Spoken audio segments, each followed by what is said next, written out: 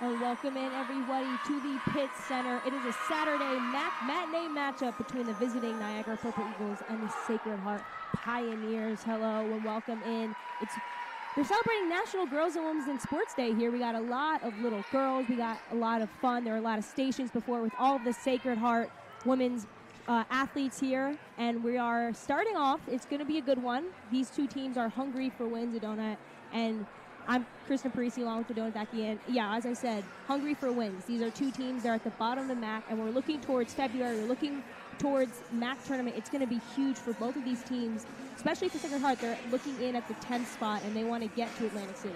Well, first of all, this is going to be a gritty game. Niagara's not a team that plays like they've only won one game. They love to play fast. They pressure at a high pace. So Sacred Heart is going to have to come out strong and look to respond because they have been struggling these past few games. Exactly, and Niagara is top 3 in the country in forcing turnovers, but they also turn the ball over a lot on their own time. They have over 24 turnovers a game, so how big is it going to be for Sacred Heart to get that right from the opening tip, to get that fast start? Well, first of all, Sacred Heart has to take care of the ball. They have been proven these past few games, averaging about 17 turnovers a game, and a lot of it has just come from not being able to fake a pass to make a pass. Yeah, exactly. And we're looking at Niagara coming in. Safiatou Kalibo is their best player. She's going to be the number one reason. If they're going to win, they're going to have to get her involved. And she's a true 3-level scorer. She loves to play in transition a lot. She could attack the rim coming off of ball screens, but also shoot that 3-point shot. Yeah, exactly.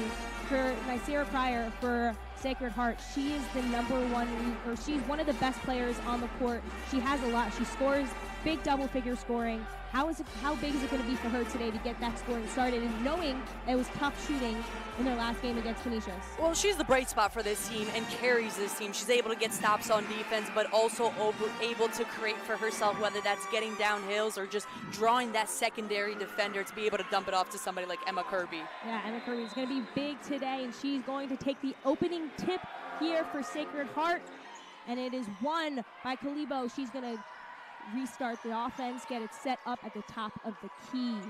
Over to Jordan Williams, number 2. She's going to take the mid-range jumper. No good.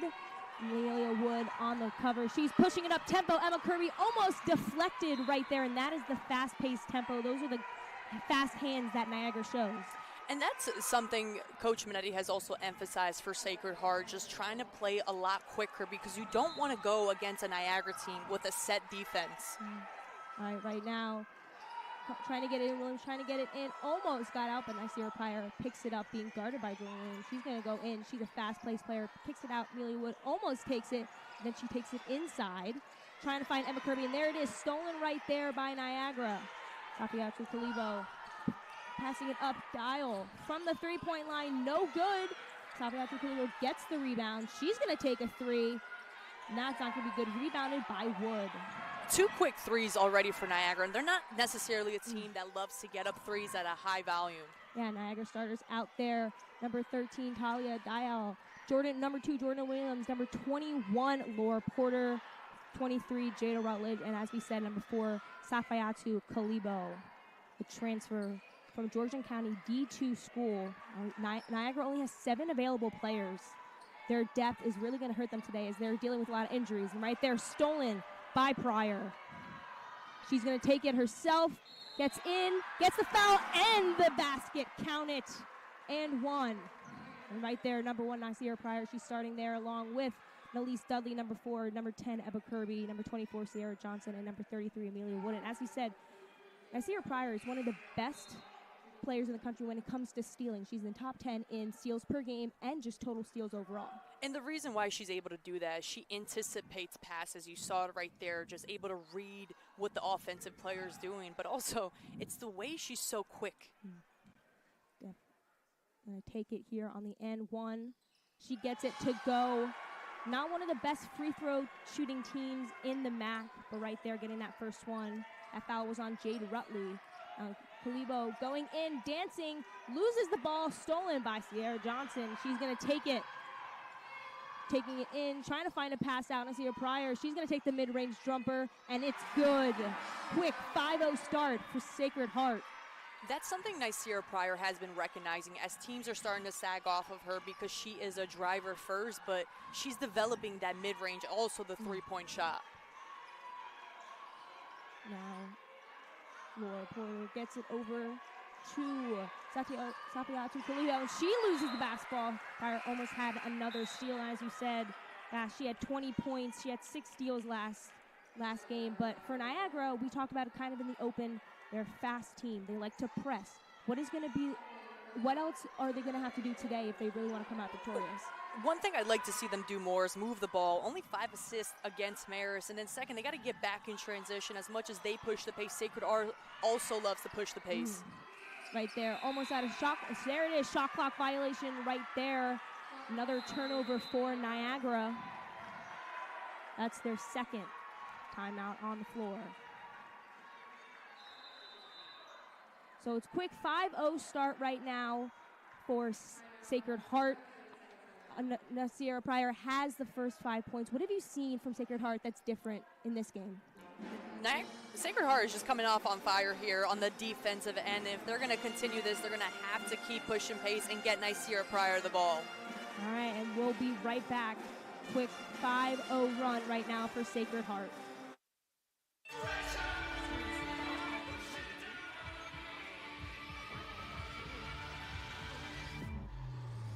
Hold on. It's only noise. Can Anthony Edwards live up to the hype? It's only rivalry. A little hard work. Only a kick. It's only a jump.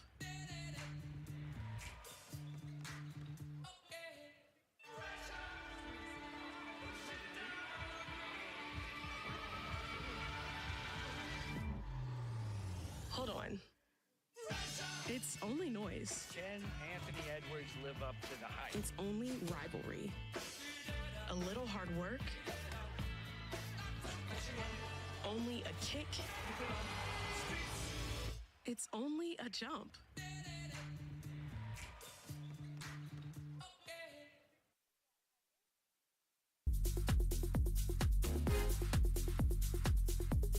More than just cookies.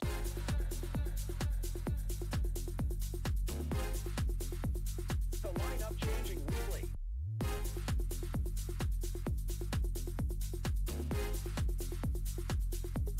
More than just cookies.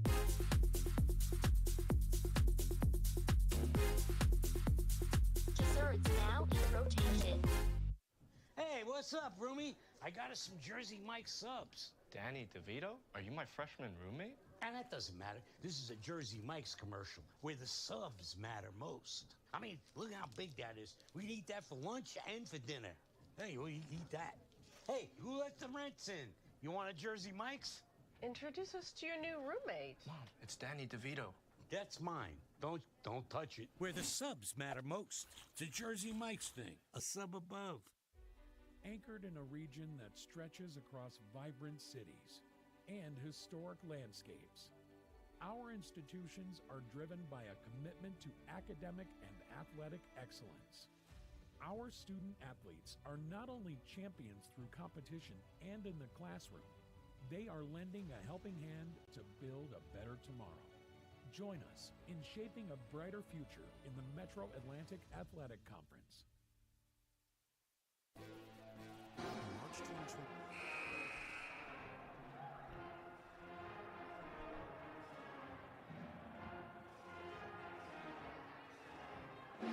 And there was a lot of fun before the game. There was a lot of activities, a lot of student athletes hanging out with little girls and getting them all excited and happy as we're almost National Women's Girls in Sports Day. That is coming up on February 4th. But as we said, quick 5-0 start right now. And Sierra Pryor going to take the ball up. And there it is, another quick foul for Safiatou Kalibo. That is her first, team second. And as we said before, again, the National Girls and Women's in Sports Day, and there's a lot of fun before game. And for more on that, we go to Jenna Reynolds. Thanks, guys. Yeah, girl power in the pit today. There's over 120 young girls from pre-K to 8th grade in the stands today, and this wasn't their first stop. Pre-game, they were enjoying the free clinic next door hosted by the women's coaches, where female players from each team had their own station set up, and they were instructing the young girls. The cheerleaders were teaching them stunts, and the fencing team had foam swords and face masks, and the smiles on these girls' faces just proved what today's about. It is about creating role models and fueling these girls' dreams. And I want to shout out our producer, Shannon Torres, for this female broadcast and for all she does for Sacred Heart Athletics. Thank you, Shannon. Back to you guys. Yeah, it's an all-female broadcast from producers to us here. And, and it's always so great to see all these little girls so excited and happy when it comes to sports. And also, an all-female broadcast, so important to see women in these roles, especially mentioned Shannon being able to put this together is just truly amazing to see, one, how much the game has grown, but also from the behind-the-scenes aspect. Yeah, for sure. Kalibo now, and it's stolen away by Johnson. She's going to take it all the way up, and no good on the layup. Rebound by LaCroix. Looking up ahead, over to Otis. Otis going to try to take it in. The spinning, layup, no good. Rebound, Wood. And part of the quality of shots that Niagara's taking is just making Sacred Heart get these runouts. Pryor again. Midi, no good. It's going to stay here. Sacred Heart. And Kristen, we talked about how Niagara likes to force turnovers, but one of the areas that they have been struggling is the turnovers on their own, averaging about 24 per game. And part of that comes because they play so fast, they can get a little bit sped up. Yeah, exactly. And the sped up, as you said, bad shot taking over there. They're at the fast hands. Jordan Williams going to take it all the way down to Laura Porter. Laura Porter's going to go for the layup, no good, but a foul call. That's going to be a block on Nicira Pryor, her first, team's second. Nicira Pryor, the only one back there.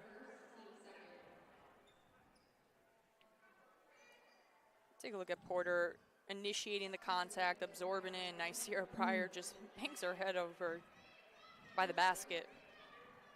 Porter going to go to the line. She's only 3 for 7 on the season. Doesn't really go to the line that much. First one off the mark. 2 players checking in for Sacred Heart. Diane Crespo-Lopez, as well as number 14, Esther Kersite. Second one is good for Porter, 5-1 early in this first quarter. Wood trying to break that press. We talked about it. They're a fast team. She's going to take it all the way in, but she's going to get stuck. She's going to have to look out for a pass. Pryor right there gets it in. Kersite off the backboard and in.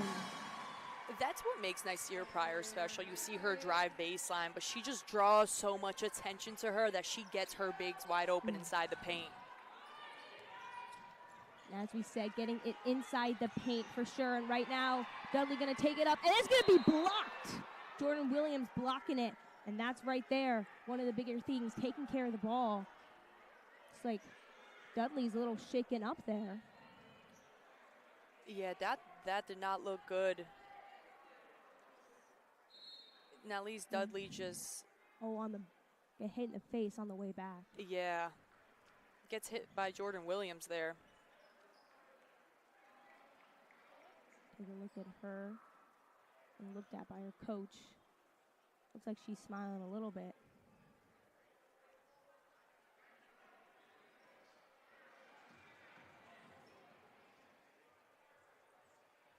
May have gotten hit in the eye, or as Jordan Williams was trying to defend that. Yeah, as she got the block as she was coming back, hit her in the face. Good to see her walking off the court.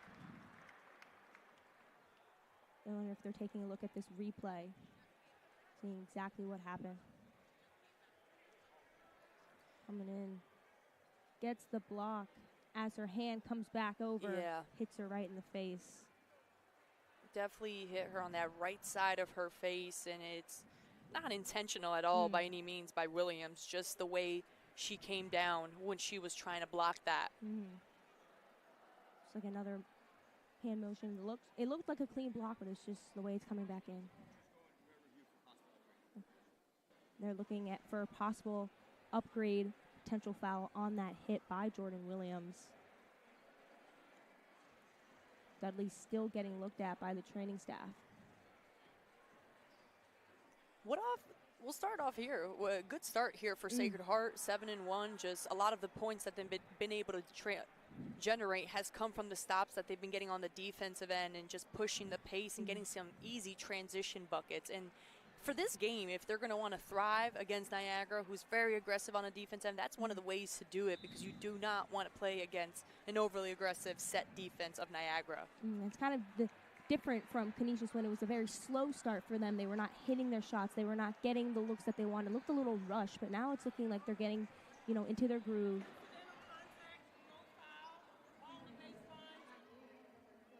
All right, so incidental contact, no foul, ball on the baseline for Sacred Heart. Pappas coming in for an Elise Dudley. Pappas now taking the ball out, trying to look for someone's got to get it in. Gets over to Wood. Wood getting trapped, getting in trouble, gets it out to Pryor. Pryor skipping over into the corner. Pappas for three, no good. Rebound, Kalibo. He's going to push it. Because Niagara looks to trap whenever they can, an extra person will be open for Sacred Heart. Another miss by Niagara. Rebound. Pryor looking to push it to Pappas.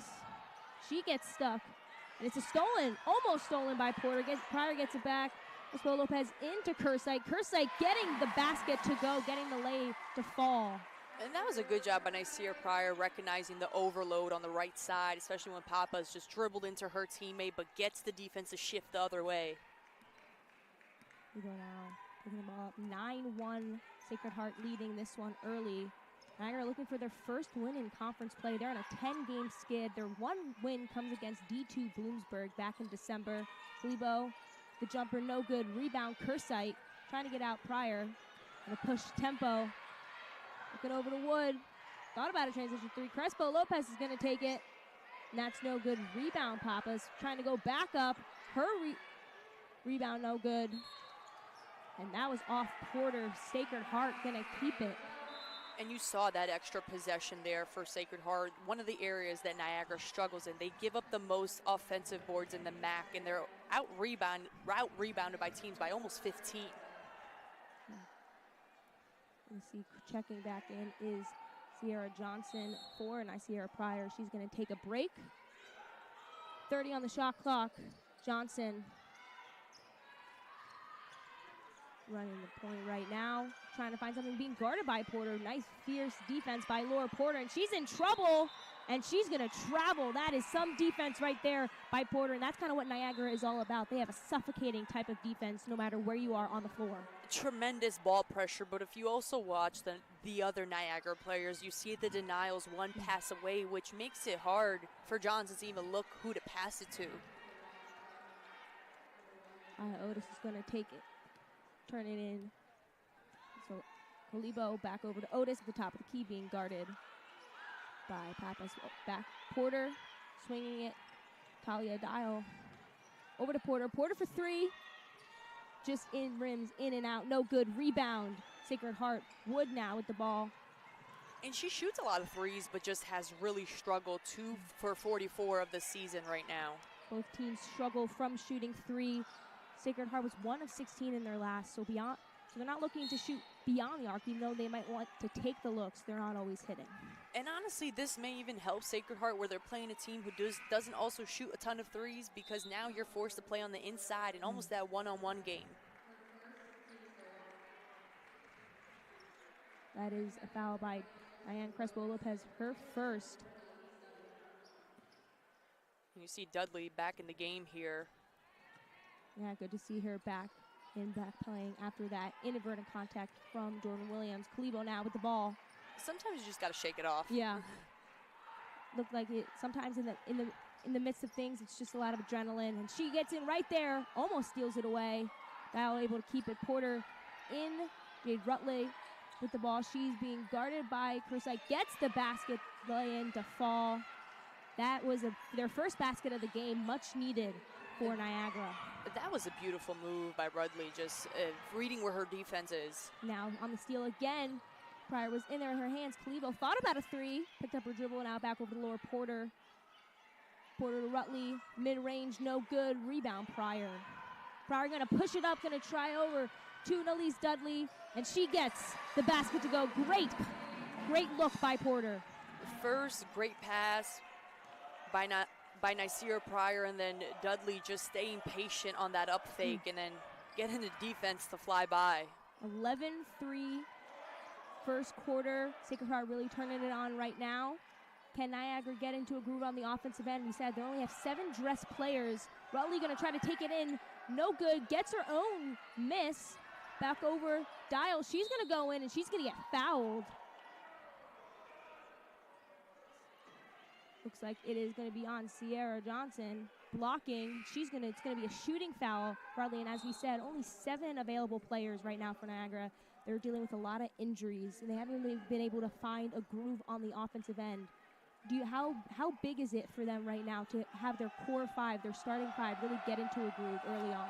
And that's such a great point and not talked about enough, that they only have 7 players. And you can imagine, especially for the type of pace that they play and the aggression on the defensive end, but also offensive end, you expect that some of these players will get tired. And you see this drive right here by Dial, just getting herself to the free throw line. But it's important to just kind of stick together, especially through the highs and lows that Niagara will experience. Dial 2 for 2 right there, 11-5. Sacred Heart, 2:51 to go in this opening quarter. Pryor passing it over back to Pryor. Not seeing a whole lot of press right now from Niagara, which they like to do. Pryor going to take it in, going to drive it in, kicking it back out. Johnson, she's going to drive herself. Back out to Wood at the top of the key. Wood trying to get in, trying to find someone open. Pryor for 3. No good. Kersey trying to get the rebound. It's going to be a little bit toss-up. It's going to be a foul. It's going to go against Sacred Heart. And what hasn't really allowed Niagara to set up their full court press is because they haven't really been making shots. And when you're getting these misses, Sacred Heart is just able to push the ball out every time off the miss. That's going to be a foul call. It looks like it's going to be on Kersey. Let's take a look at what happened there. Yeah, Kersey tries to go for that steal. And you can see where they get tangled up that Kersey might be called for that foul. That's going to be her first, team's 5th personal foul, and that puts Niagara in the bonus. Porter going to shoot some free throws. Laura Porter. Woodbridge, Virginia, only had 2 points, 4 rebounds against Marist, but she did have a season-high 35 minutes again. Not that much depth on their basket, but she was 1 for 12 for the field, so she struggled for shooting, but gets those 2 free throws there. And one of the best ways to kind of find that groove back offensively is just get yourself to the free throw line, but also staying aggressive and getting to the cup. Pryor now, the ball being guarded by Kalibo. Grace John checks in for Sacred Heart. Pryor goes up. She's fouled on her way up. She'll go to the line to shoot 2.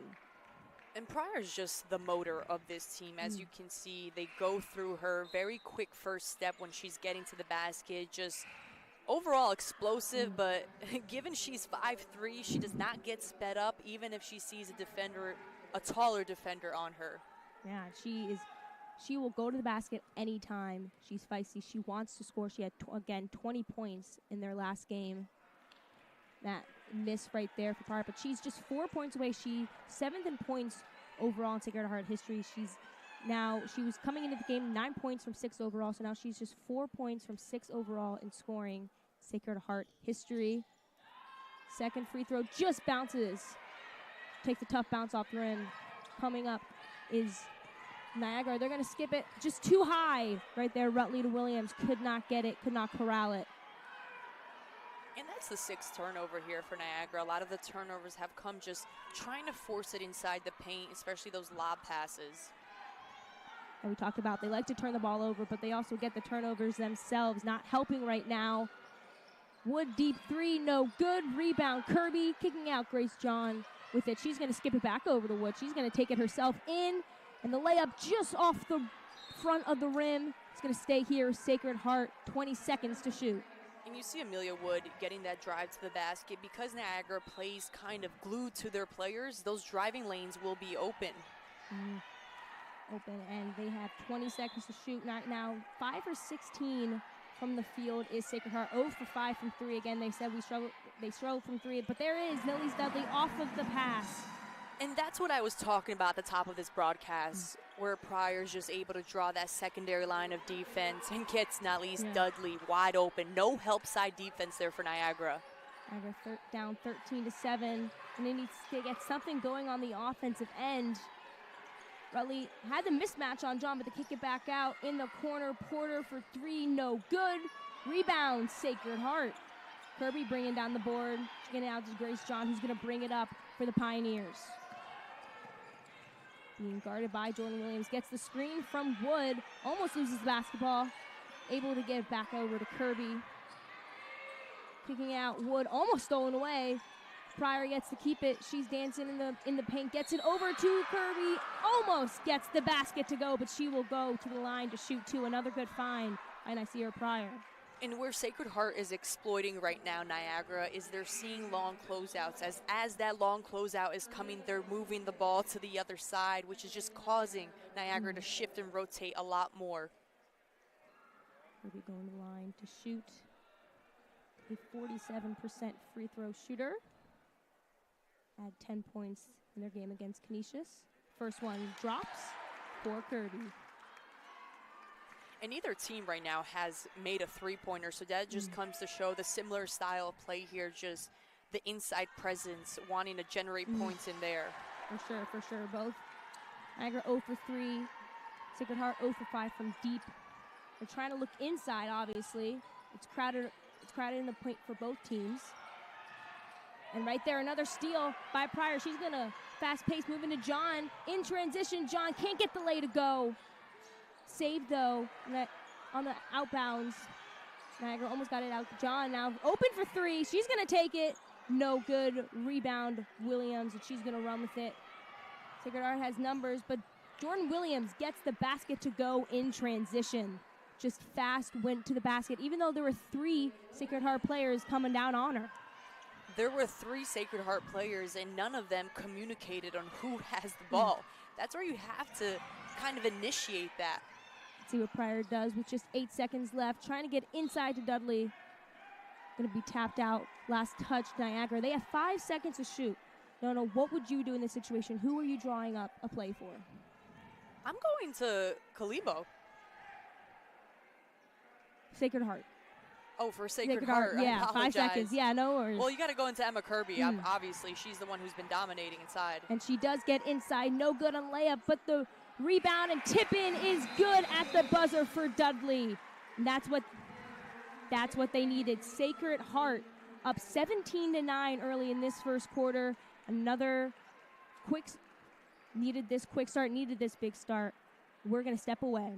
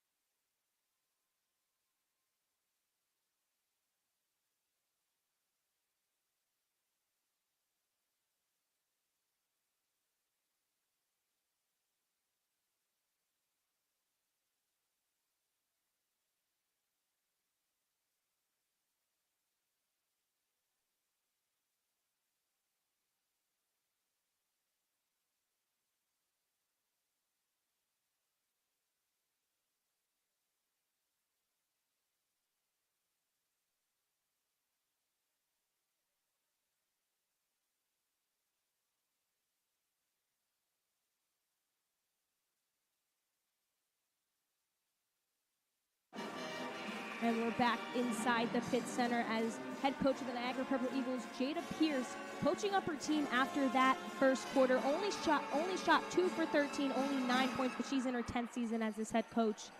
And she took last year, they went to that MAC championship. They lost to Fairfield in overtime, but this year it's a little bit harder with all their injuries that they've been facing. And Jada Pierce has just been a proven winner. Obviously, we mentioned another historic season for them last season, and they finished second in the MAC as they went into the tournament. But there's just been some struggles along the way with the injuries, and those are things that you can't control, unfortunately.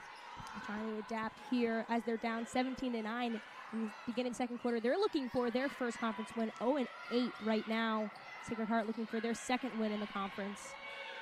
Dudley now with the basket. She's going to try to get it into Emma Kirby, but there were 2 Niagara players right there ready for it, but last touch by Niagara, so Sacred Heart going to have it back, 11 seconds to shoot. And you can see that Niagara has adjusted onto Emma Kirby, especially with Nalise Dudley, and they're trying to double team that in front the post. Williams going to get it back over to Porter. 10 seconds to shoot. Pryor, 10 seconds to shoot. She's going to go in herself, dancing her way in. No good on the layup. Rebound, Niagara. Levo's going to push it. She's going to settle in. LaCroix with it, being guarded by Kirby at the top of the key. Trying to do the dribble handoff to Talia Dial. She's going to try to get in. She's going to get in. Foul right there. Nalise Dudley. She's going to go to the line for 2.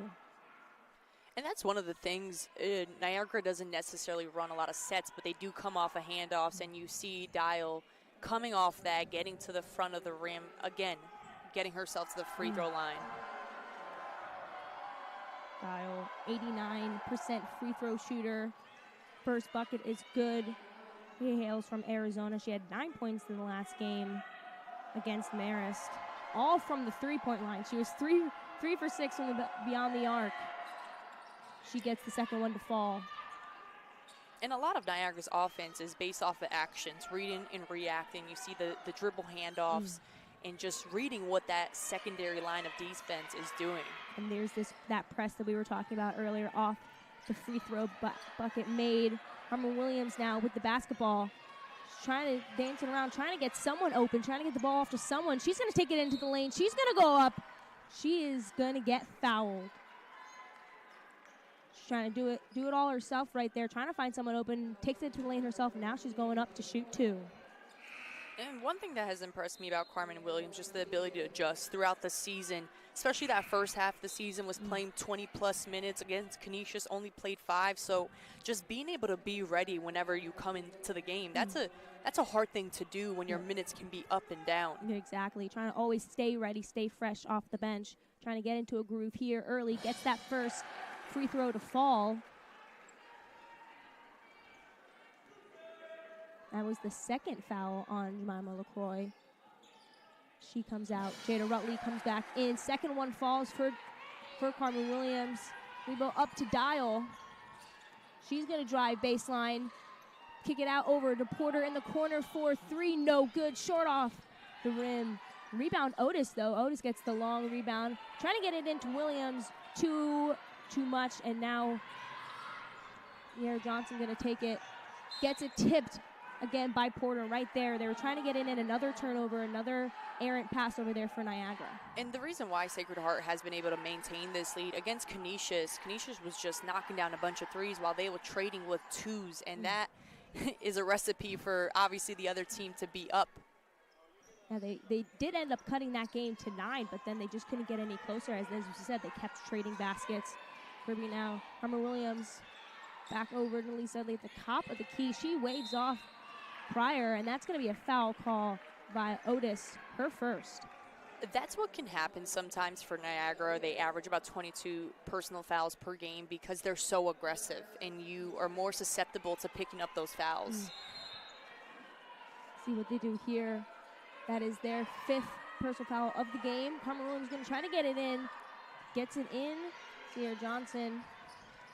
She's going to piece up her dribble. She's going to go over to Nalise Dudley. Dudley back over to Williams. Williams driving baseline, trying to find someone open. 10 seconds on the shot clock. She's going to skip it over Sierra Johnson. She's got 5 seconds to shoot. She's got to do something. Someone's got to put it up. Pryor, she's got to put it up at the buzzer and gets it in. Gets the basket at the shot clock buzzer. Now Sierra Pryor, her 7th point of the game. A good recognition by Pryor. Sometimes running the shot clock can result in a not so great quality look. Right there, she got the shot that she wanted. Now Otis driving in on Dudley too much on the layup. Rebound, Carmen Williams, and looks to push it. Has Dudley in, easy basket. Carmen Williams and Elise Dudley. That's a nice transition basket, and that's going to be a timeout called by Niagara as Sacred Heart has jumped out to a 23-11 lead.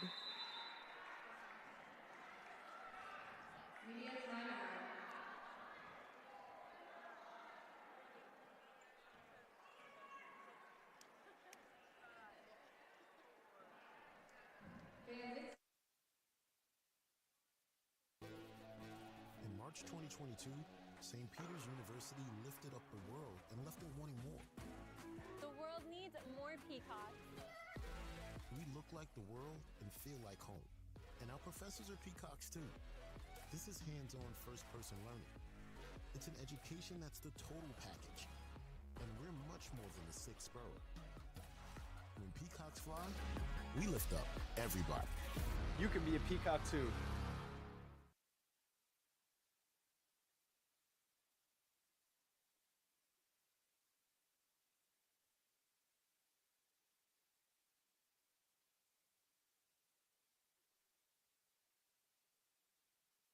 After all your hard work, the studying, practices, and rehearsals, you deserve the best for what's next. The best in Connecticut higher education.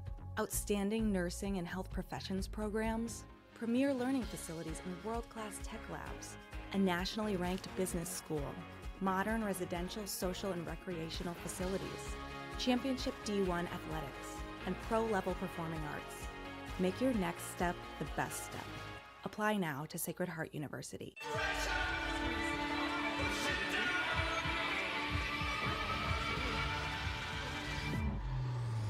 Hold on.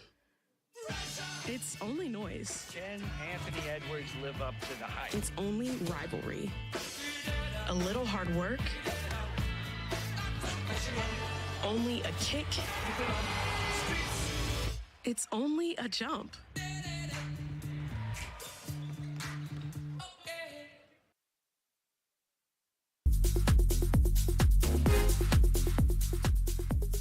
More than just cookies.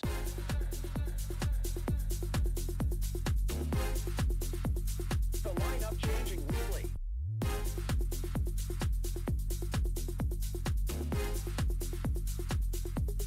More than just cookies.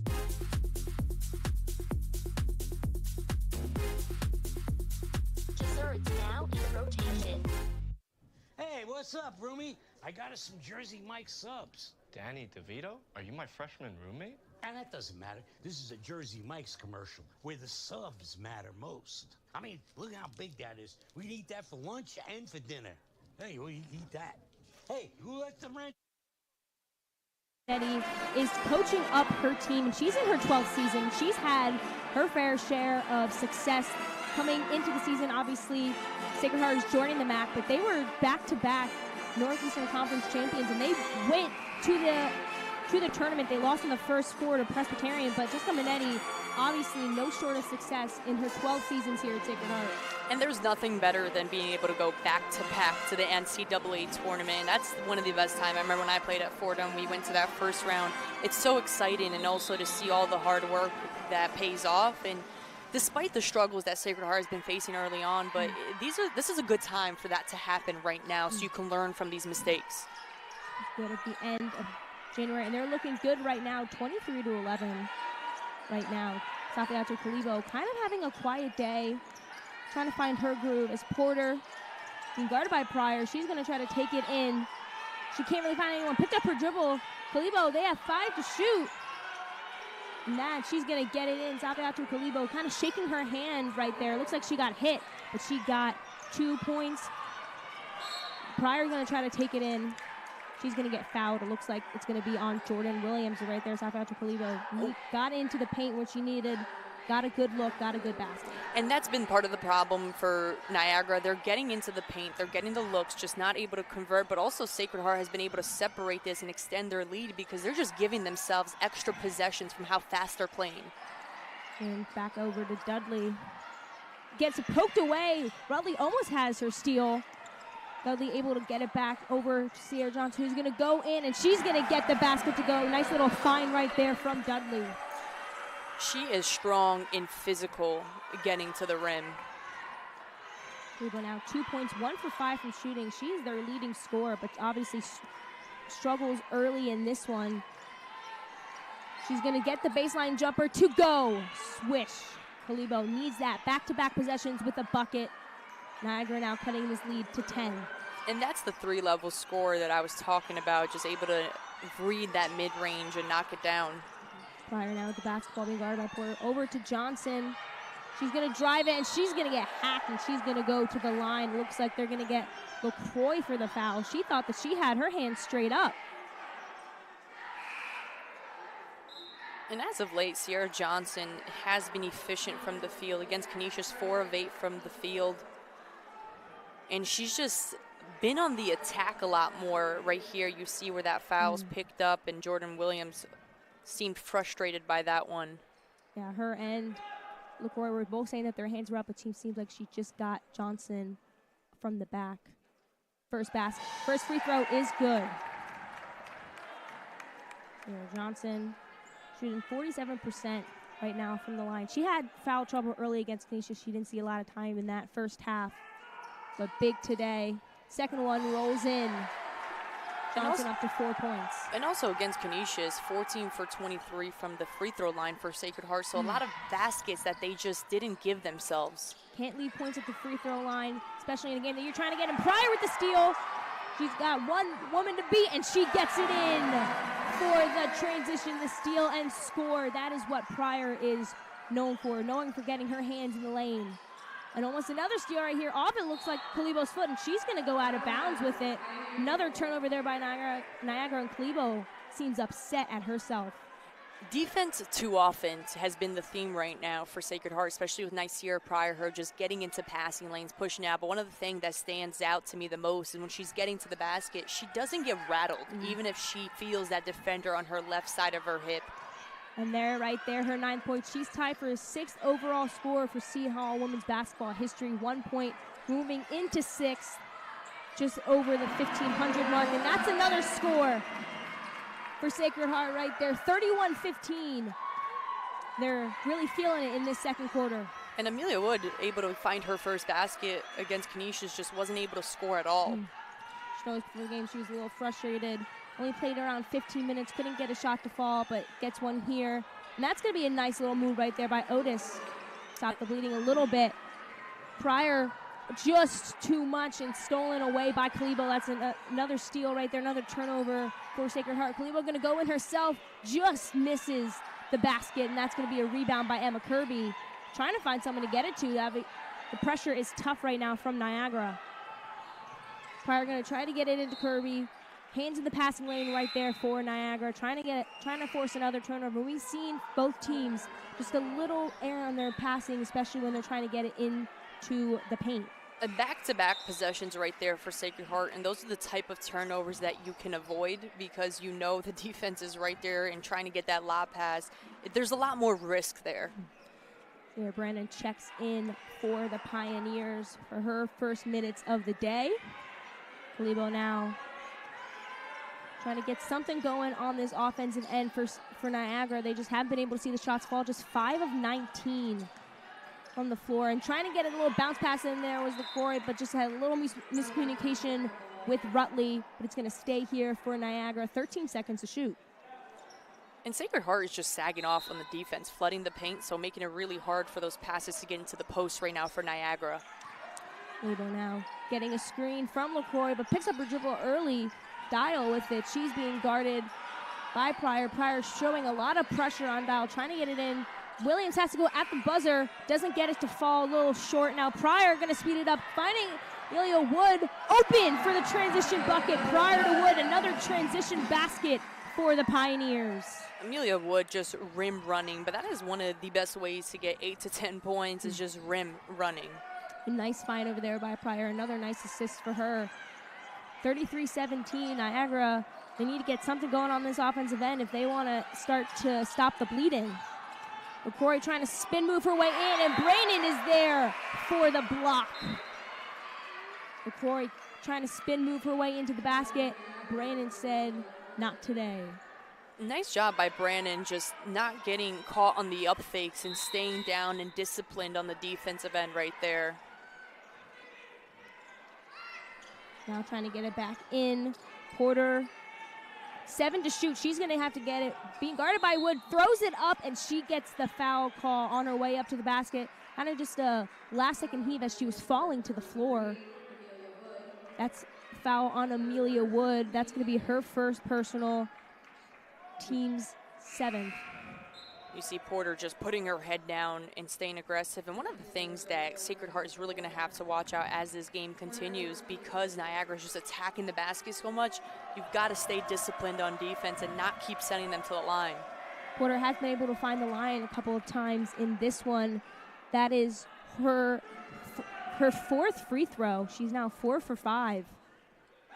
Second one is good. 5 for 6 from the line for Porter. That's where she's gotten all her baskets today, or all her points today. Obviously having a difficult shooting game, but able to get to the line and get the points when Niagara needs them.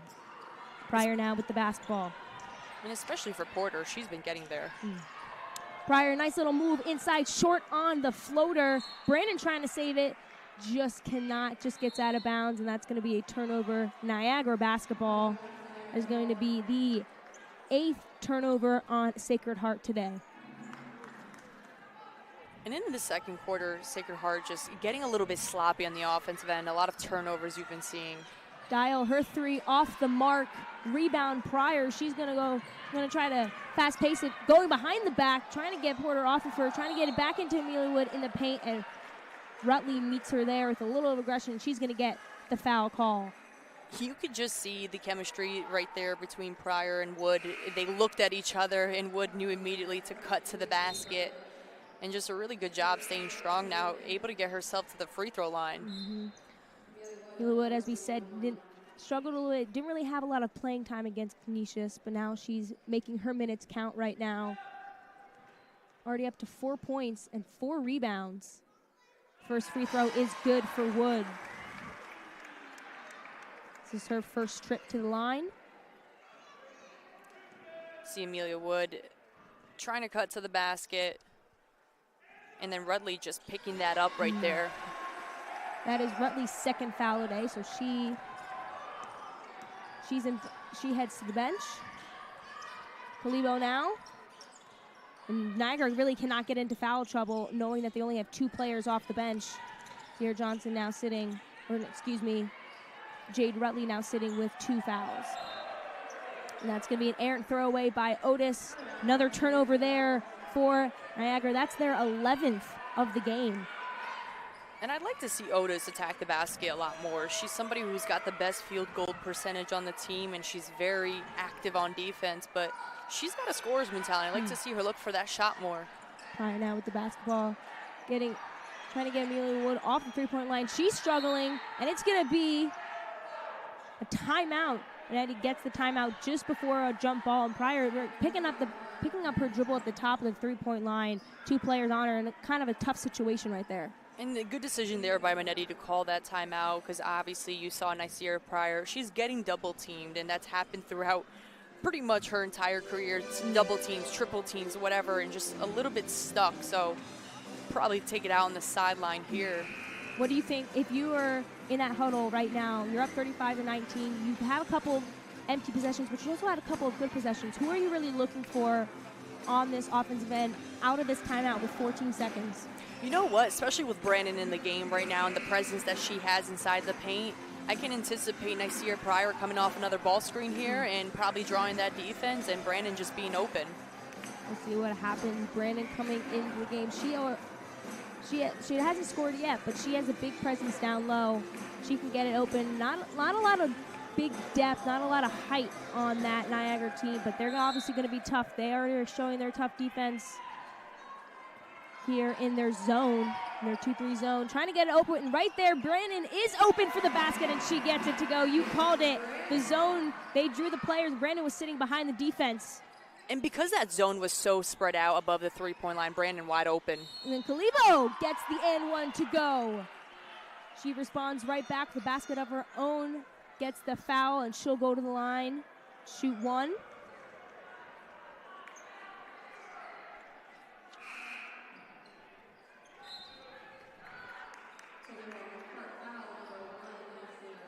That's going to be on, foul is going to be on Pryor.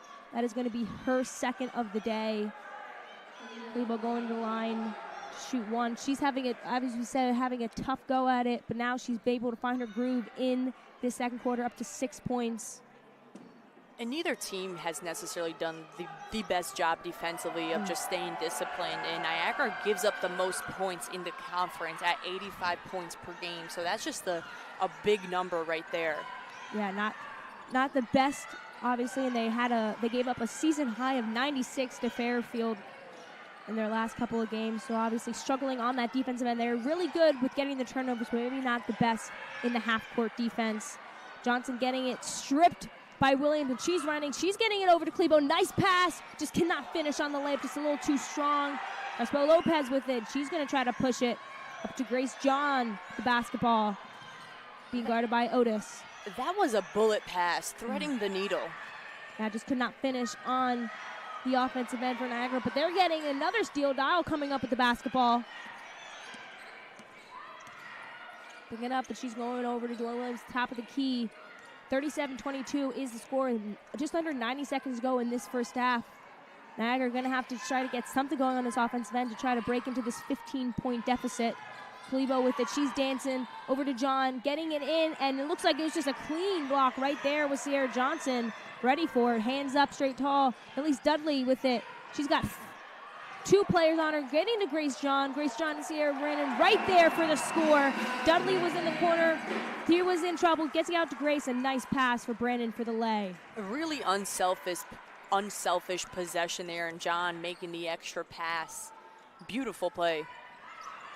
Got Jordan Williams now with the basketball. A little miscommunication there from Porter, but she gets the basketball. It looked like she thought it was a screen. I don't know what's going on. Tough defense right there by Sierra Johnson. Tip over. Dial getting it back, trying to get it back over the half court. 4 to shoot. Someone's going to have to go up to shoot it. And Jordan Williams is just going to have to shoot it before. And that's going to be no good. Shot clock violation right there. And Niagara just looked like they didn't realize how much time they had left to shoot. And that was a great defensive possession. Here's why. Sierra Johnson, she sees the ball screen, doesn't let her offensive player use that screen. And one thing I've been noticing for Sacred Heart is doing a good job of guarding their own. So this way, they're not put into rotations and having to over-communicate on everything. Nice job bringing the ball up. Offensive end right now. Trying to get something going. Harmon Williams, basketball back over to John. Kalibo almost had it. She had her hand in the passing lane. She looked like she was ready to pounce on that one. They are going to get the turnover. It is going to be Niagara basketball. 15.4 to shoot. Obviously, you're holding for this last shot. Something's going to have to fall for Niagara. They're going to have to be smart with this basketball. Kalibo now being guarded by John.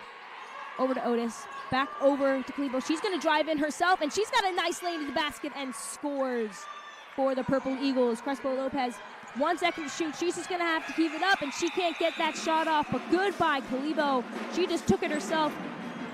She kind of just turned the corner and right there was able to get that look. And that's good for Kalibo, getting that last basket. They're down 15. They just needed something to get that last second shot. And Kalibo with 9 points right now, 4 of 10 from the field, just trying to create for herself, but also make the extra passes. And like I mentioned earlier on, Niagara is not playing like a team that has only won one game so far. You see them aggressive on defense, but on offense, just getting downhill off of those dribble handoffs moves. And credit right now to Sacred Heart, just able to stay disciplined on the defensive end and then also get some transition buckets. Yeah, we got a lot of good transition buckets. We talked about it prior to Wood. Brandon's there. They've been able to find those open shots, and it's the little things that Sacred Heart needed to do in this first half that they maybe weren't doing against Canisius. But right now, obviously, 15-point deficit right now for Niagara. But as you said, they're not playing like a team that's been down, that only has won one game. But right now, Sacred Heart came out with a little bit more to give. They have They're in that 10th position. It's coming into February. It's going to be very important. What have you liked right now out of Sacred Heart, maybe on the defensive end, that they've been able to get Niagara kind of off their game and get them making them rush their shots almost? But the biggest thing is just able to guard their own player and not giving those easy baskets to the rim. So just really defensively locking in on the details right there and knowing personnel. And we're going to send it down to Jenna Reynolds. She has assistant head coach for Sacred Heart, Mark Caney. Jenna. Coach, head coach Jessica Minetti, she told me that Niagara's defense, it's unique. They create havoc, they full court press. How have you been able to combat that to take the lead? We've really talked to our team in the last couple of days about being composed. Niagara throws havoc at you the whole game, 40 minutes, which is great. But we feel like the guards that if we play composed, we're good. So we want to look ahead. We're doing a really good job feeding the open player ahead of us, which I think has kind of helped us get to this lead. And I see you jotting down some notes already. What are you going to convey to your team heading into that locker room? I didn't want to out you there. No, it's okay. It's all good. It's all good. It's not rocket science. We're finally playing with some pace. We're playing with Sacred Heart pace that we played with all last year, and it's nice to see our women getting out and running and enjoying it and having some fun with it. We've kind of gotten away from that early in this conference season, but today hopefully can spark that, and we love our pace. Thank you, Coach. Good luck in that second half. Thank you. Back to you guys. He talks about loving his pace. Let's see what happens in that second half. Sacred Heart with a 39-24 lead at the halftime. We'll be right back.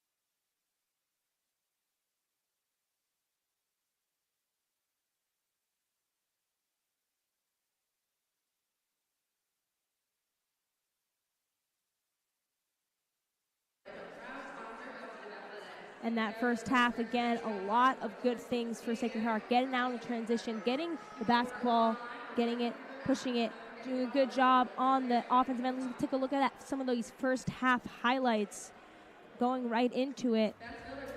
It's been a good first half. What have you seen, Adona? Well, first of all, we talk about Nicira Pryor, and what doesn't she do for this team? Just the true three-level score and her ability to get inside the paint, make the extra pass to Dudley, who has 8 points right now. But that's what has helped Sacred Heart a ton, but also on defense, just staying patient, reading where they're going, and just doing it on both ends throughout this game. And the biggest thing to me that has jumped out is the 26 points in the paint for Sacred Heart, while Niagara has only had 12, but also 17 points off of turnovers.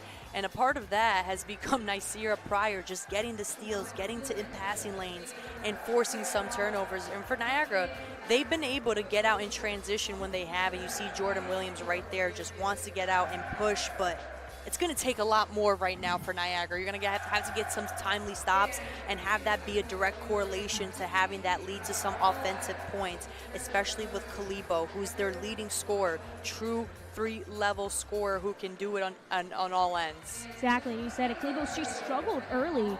She only had 2 points, it looked like, in that first quarter, but she's already out to 9 points. And let's take a look at some first half stats right now at the basket. A lot of fun we're having, a lot of good times, as you can see, a lot of the fans. But yeah, some of those first half stats, Sabiacho Kalibo leading obviously with 9 points, but Niagara 7 of 25 from the field. And what also shows here for Sacred Heart, you see that they've gotten extra possessions for themselves, and part of that has come with the pace that they played in, especially Mark Taney. He said, we're playing more composed and playing with some pace. Exactly, they're playing with pace. Obviously, out-rebounding Niagara right now. They lost the rebounding game, Canisius, but obviously for that 15-31, they're 0-6 from the three-point line, but it doesn't seem like it really matters because they're able to get out in transition. They got those 8 steals. On the other end for Niagara, they're struggling again from the floor. Haven't really had a lot of assists. The assists jumped out for Sacred Heart. They're not really don't really get a lot of assists, but first half, 11 assists on 15 made baskets. And a lot of those assists have come from making that next read, whether they're getting trapped or Nicira Pryor just drawing that secondary defender. And most of the times it has been to Dudley or Kirby inside the paint. Exactly. And taking a look at that again, 39-24, Sacred Heart leads this one, trying to snap a 5-game skid themselves. Hopefully we'll see what happens in the second half. We're going to take a quick break right from Pitt Center, ready for more second half action after this.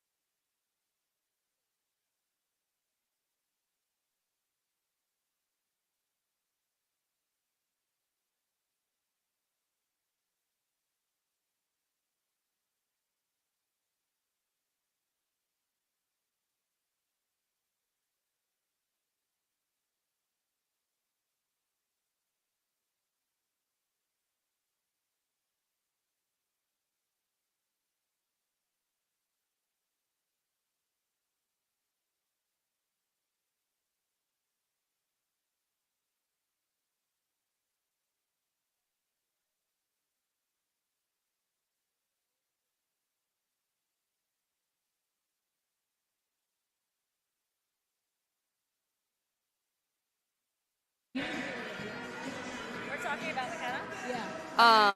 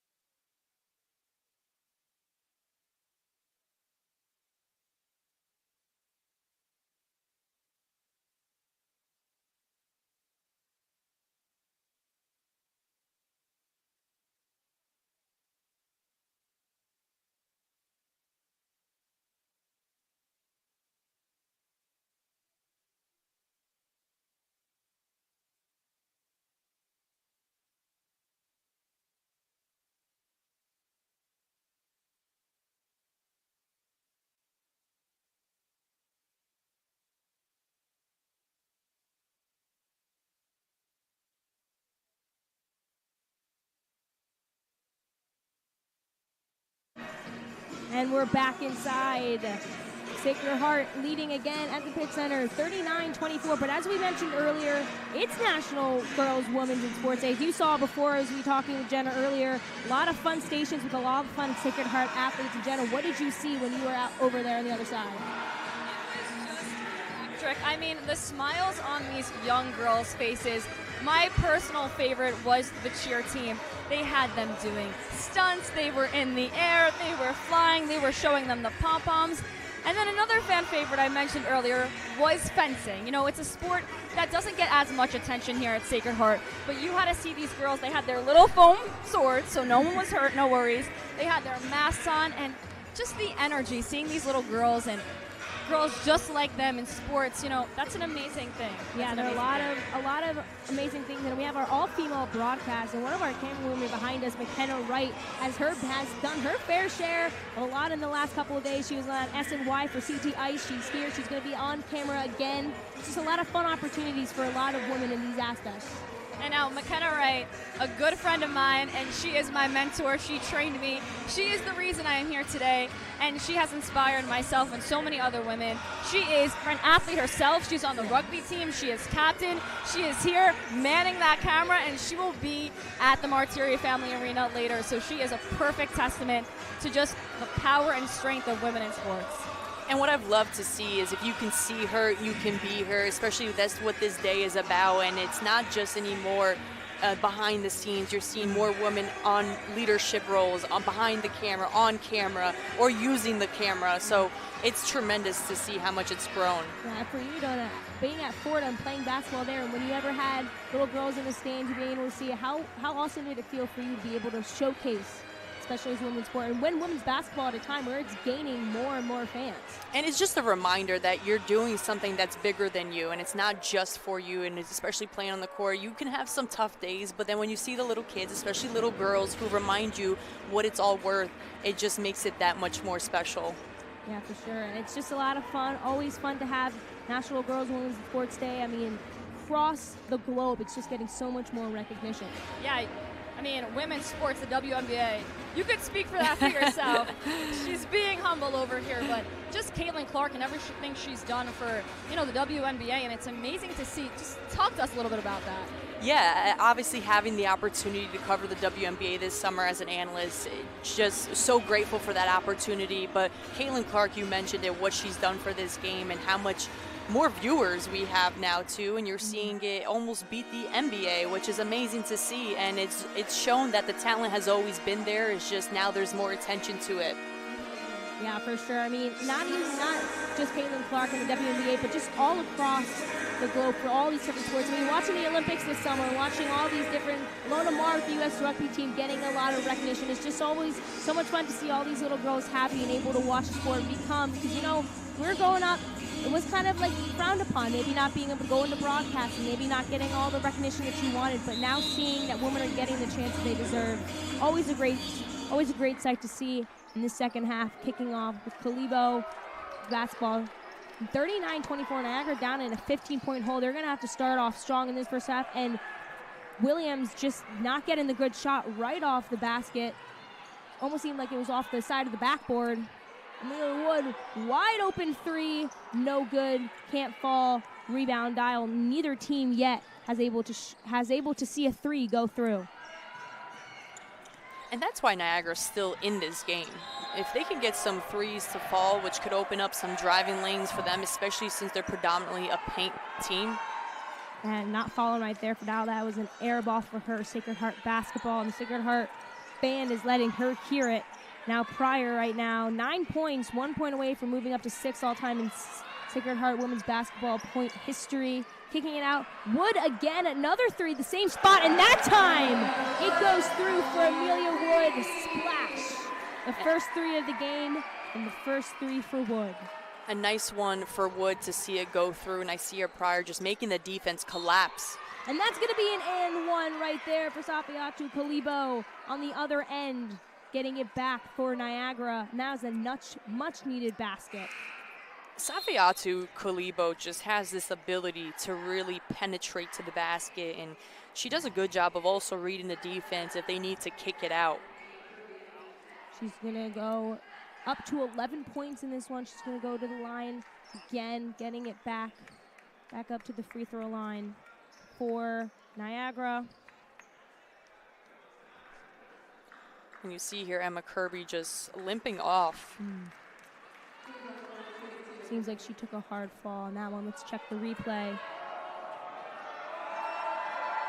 Can't really see. Looks like her maybe stepped on her foot.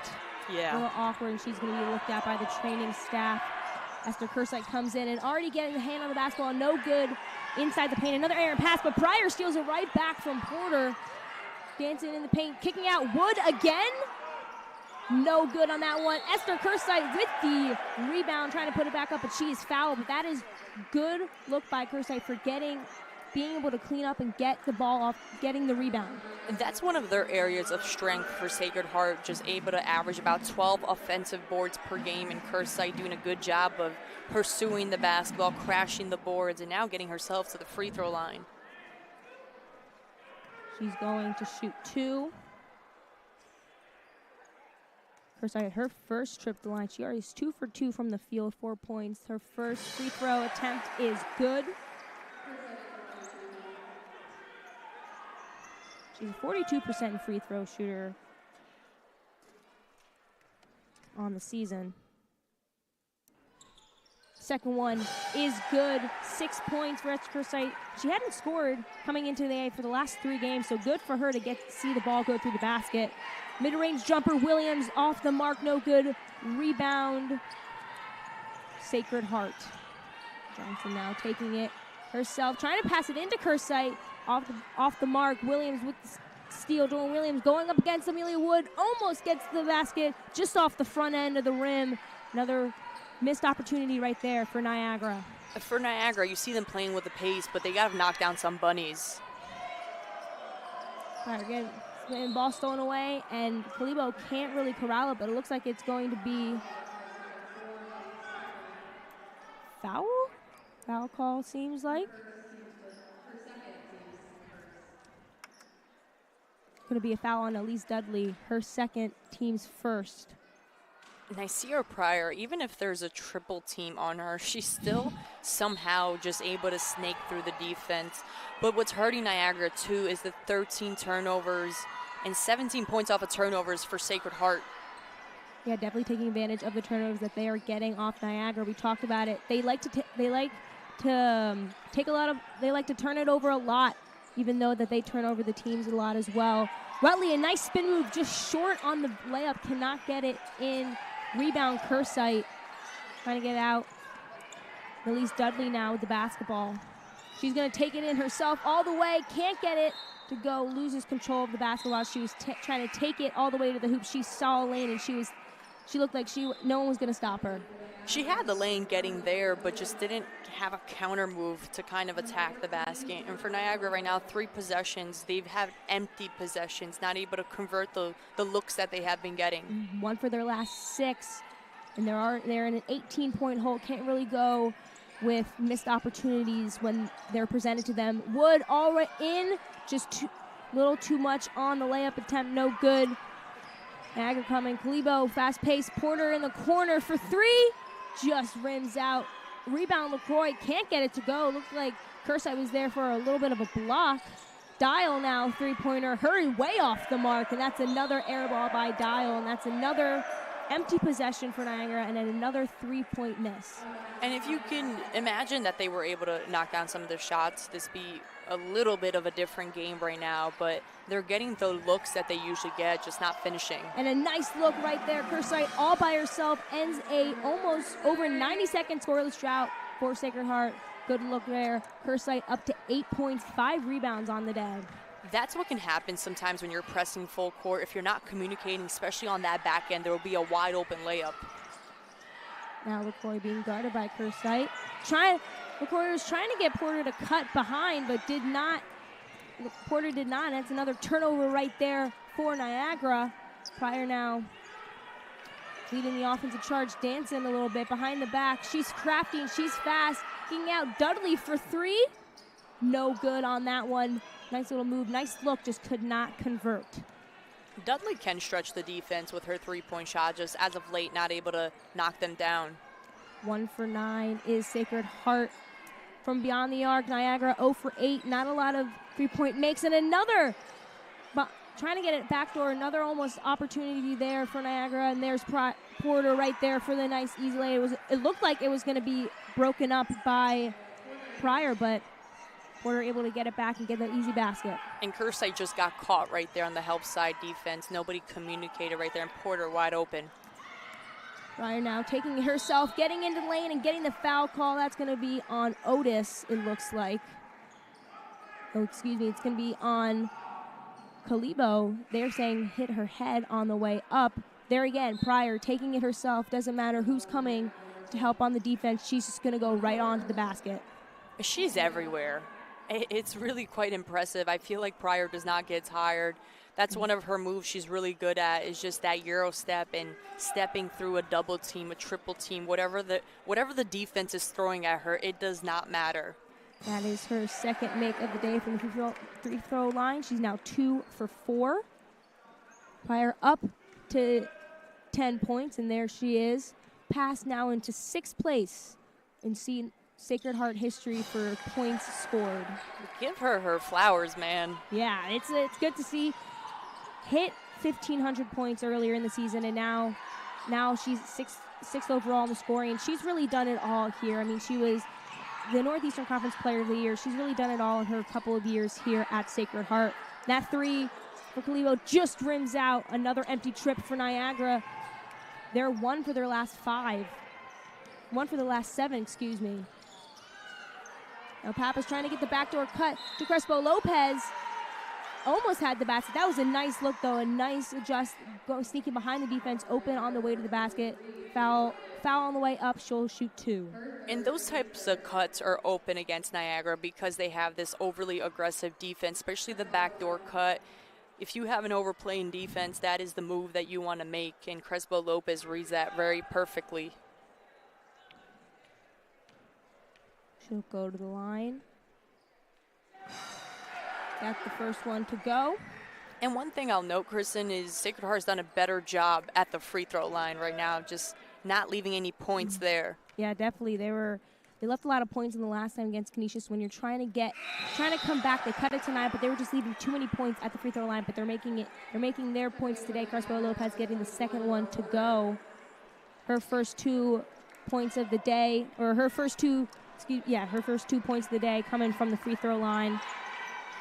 Otis now with the basketball. Getting it over to Kalibo. Giving it back over to Otis.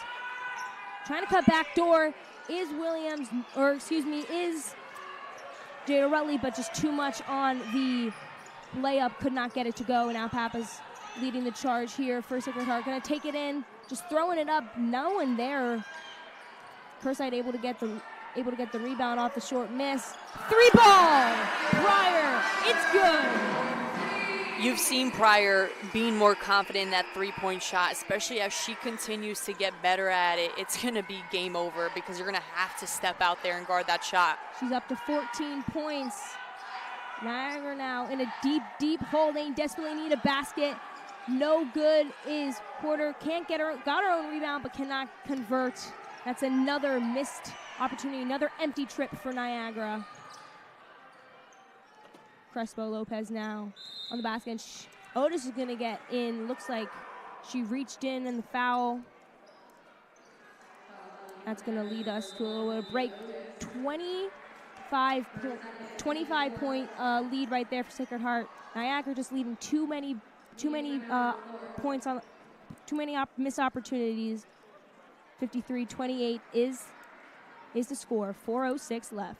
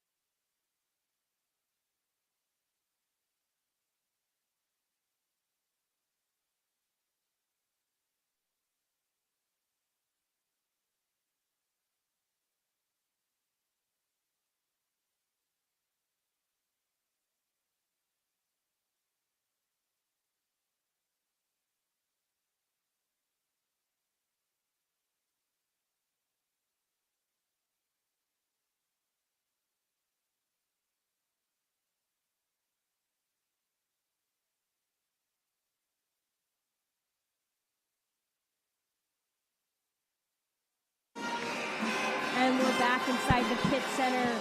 Sacred Heart leading 53-28, trying to get that win. And look at the bottom six standings. Sacred Heart now 1-7. Obviously, the top 10 teams go on to the MAC tournament to try to. So Sacred Heart, this is a game that they need to win. They need to get back into the groove of things if they want to try to qualify for that tournament. Especially as you get into February right now, you're getting to that point of the season where you have to play your best basketball, and also trying to make the MAC tournament, because now it's no longer where every team makes it, so it puts a lot more pressure on you and your team. Yeah, and Sacred Heart dropped that game to Canisius. That was a game that they probably wanted it again, because they're right behind Canisius for that 10th spot. Right now they're on an 11-2 run. And another basket, that one, Johnson in another basket right there. 55-28 is the lead for Sacred Heart. And that's the dribble drive offense that Sacred Heart does, and Sierra Johnson just putting her head down, turning the corner to the rim. Kalia Dial now with the basketball. They've got 14 to shoot. Porter trying to get some motion going, trying to call for a screen from Jordan Williams. Gonna shoot the three ball. Off the mark, no good. LaCroix, though, on the rebound, and that's no good. She goes up, but she's gotten fouled by Kersite. That's, again, they didn't make the three, but that's a good rebound, good try to put for the putback for LaCroix. Kersite right there bails her out, but also good decision by Crespo Lopez just going under the screen, because Niagara hasn't proven to make that three-point shot yet, but especially when they get inside the paint. Sacred Heart just has to stand their ground and be disciplined. First free throw is off the mark for the program. We talked about it. Not a chance where you can really leave points on the board right there. They need every chance. They need every point that they can get. Second one off the mark. She misses both. Dudley with the rebound. She's going to need some help as that press is just suffocating right there. Niagara turning it up, but Dudley able to break it. Kersite able to get down low, turns, and she's going to be fouled on the other end. So she'll get to go to the line for 2 this time. For Niagara, it's been evident that when you're not able to knock down outside shots or produce some of those points, it puts a lot of pressure on your defense. And right here, you see they're sending Sacred Heart to the line, not being disciplined. So you don't really have much room for error right now, especially Kersite getting to the free throw line. And just the foul by LaCroix. Kersite 2 for 2 right now from the line. She has 8 points. First one just off the mark for her.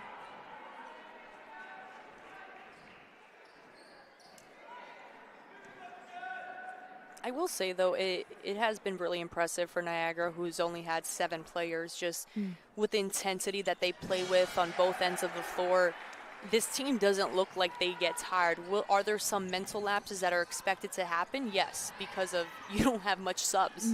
They're still playing, fighting with a lot of heart, playing it until that final buzzer. Kersite got that second free throw to go. Williams now directing traffic. Porter back into Williams. Down low, looks like she traveled with the basketball. She was trying to make a move to get to the basket. Another turnover, another empty possession, and Niagara's been scoreless for almost 3 minutes now. Especially when you're not really getting stops on defense or getting some buckets on the other end. This results on this type of score. Dudley now trying to get into Pappas after she picked up her dribble. Pappas able to save it. Johnson skipping it over into the corner. Crespo Lopez, she decides to drive it. Picks up her dribble again. Back into Kersite.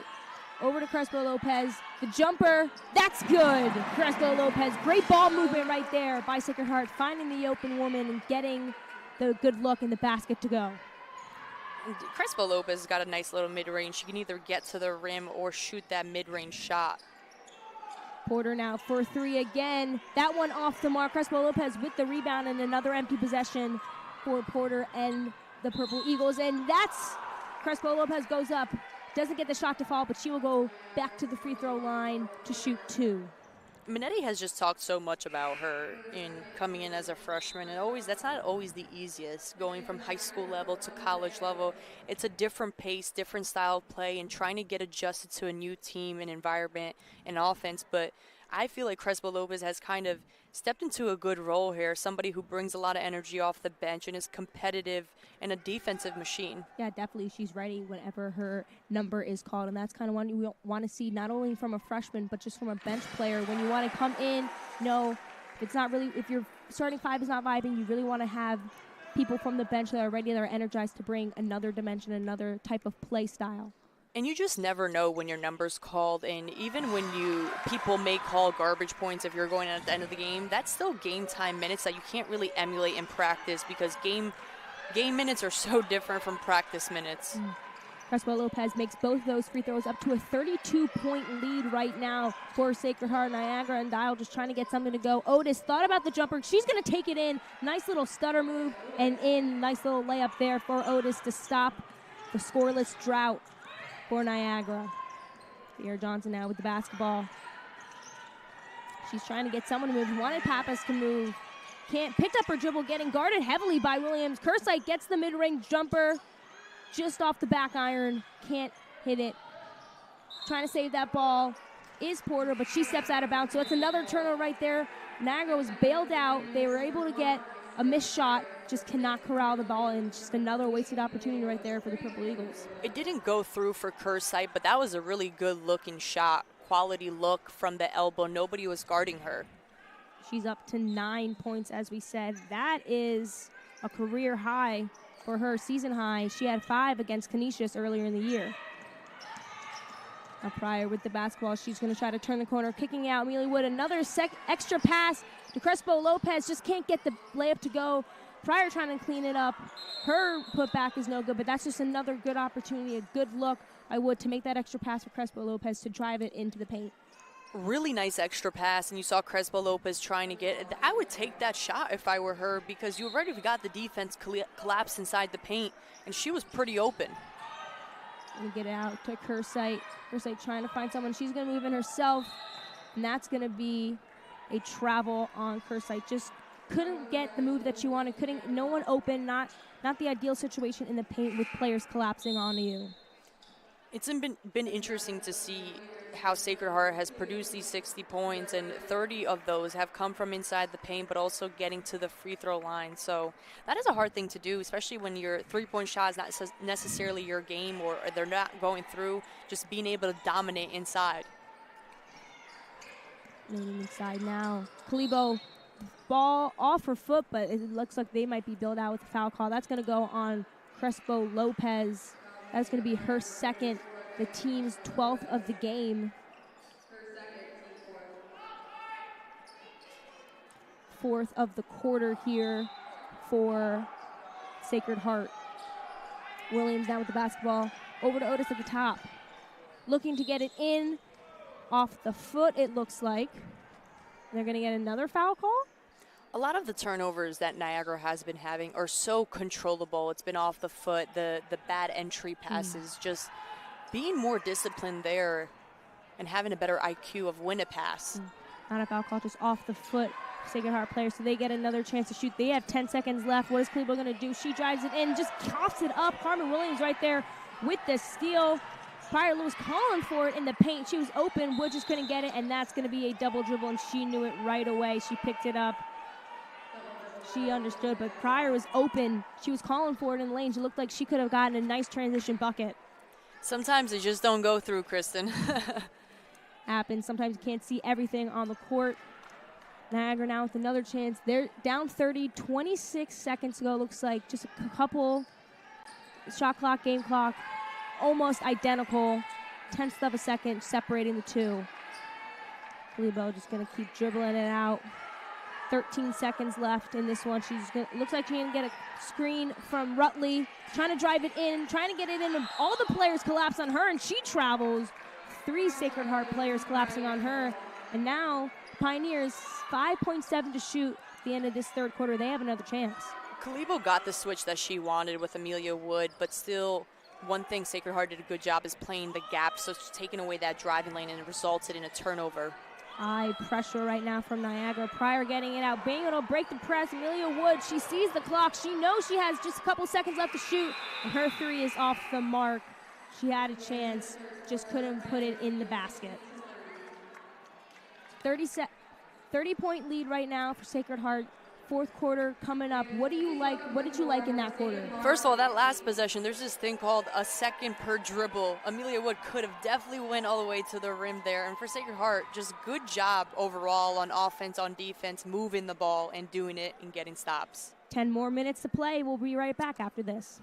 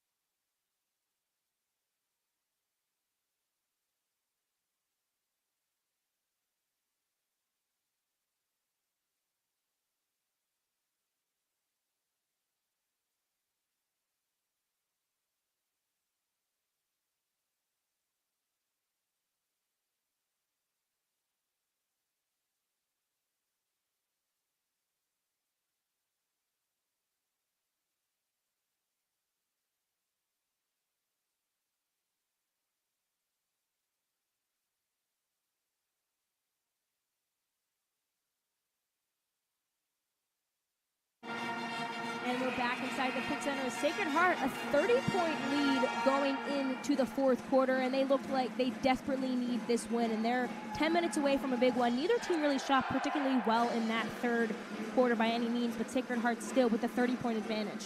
And for Sacred Heart, they've stayed consistent all throughout three quarters, 17 in the first, 22 in the second, and 21 in that third. But what hurt Niagara is just only 6 points in that third quarter alone. So they need to, if they're not going to knock down shots, you've got to slow them down on the defensive end. And that kind of happened with them against Marist, where they only had a 9-point second quarter. So sometimes when the shots aren't falling, they really aren't falling for Niagara, and not really opportunities here. Down 30, you want to see some kind of shot falling.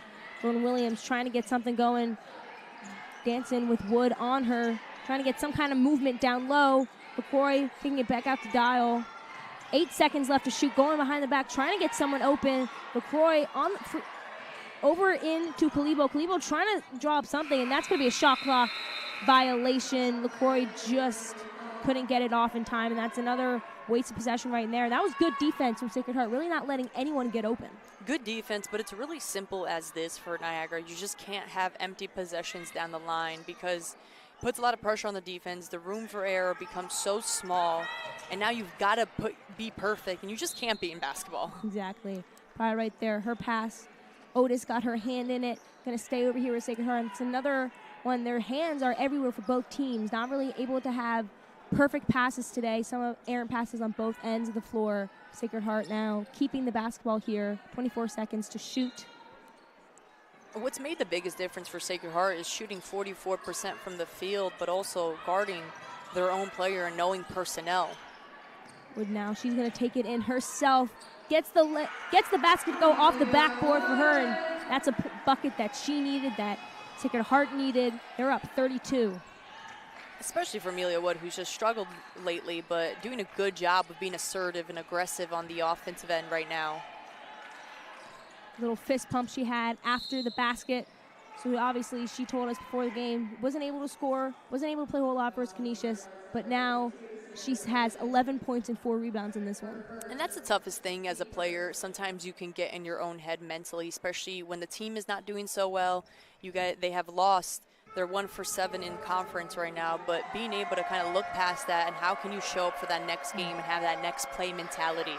We said they're 1 for 7 for conference, but this could potentially be a turning point for them. They're seeing the ball going through the basket. They're seeing the way the transition is playing. They're seeing good defense. They're up, obviously, Niagara. Only a 1-win team this year, but you need all the confidence you can get going into February, and this could be a good turning point for Sacred Heart. Great momentum here, especially when they've been able to shoot like this from the outside, 45% from the field, and the defense that they've been playing, just aggressive and getting into passing lanes. Right there, Brannon open as they broke the press, couldn't hold on, couldn't corral it very well, but Pryor able to get it back for Sacred Heart. Wood, the extra pass over to Crespo Lopez into Brannon. Brannon trying to make a move, and she gets the basket to go. A nice little move right there for Brannon down low. You've been seeing some more minutes from Brannon, but also it's the presence that she's brought inside the paint, the physicality that she brings, and finishing over the rim right there. 32-point lead right now. Otis trying to get something going for Niagara. They're 1 for their last 7 for field goals, so haven't been able to see a whole lot of balls go through the basket. And that's another turnover. Dial picked up her feet and walked, so that's a travel call. And that is the 20th turnover for Niagara in this game. And we said they average over 24 a game themselves, even though they're forcing 25. And when you look at turnovers, not that there's ever any good type of turnover, but these have been the type of turnovers that they can control. It's the traveling violations, just the forced pass, or just not being strong with the ball. Carmen Williams driving, hits the side of the backboard. Porter getting it. Hands right there by Crespo Lopez, trying to get the steal, just couldn't hang on to it.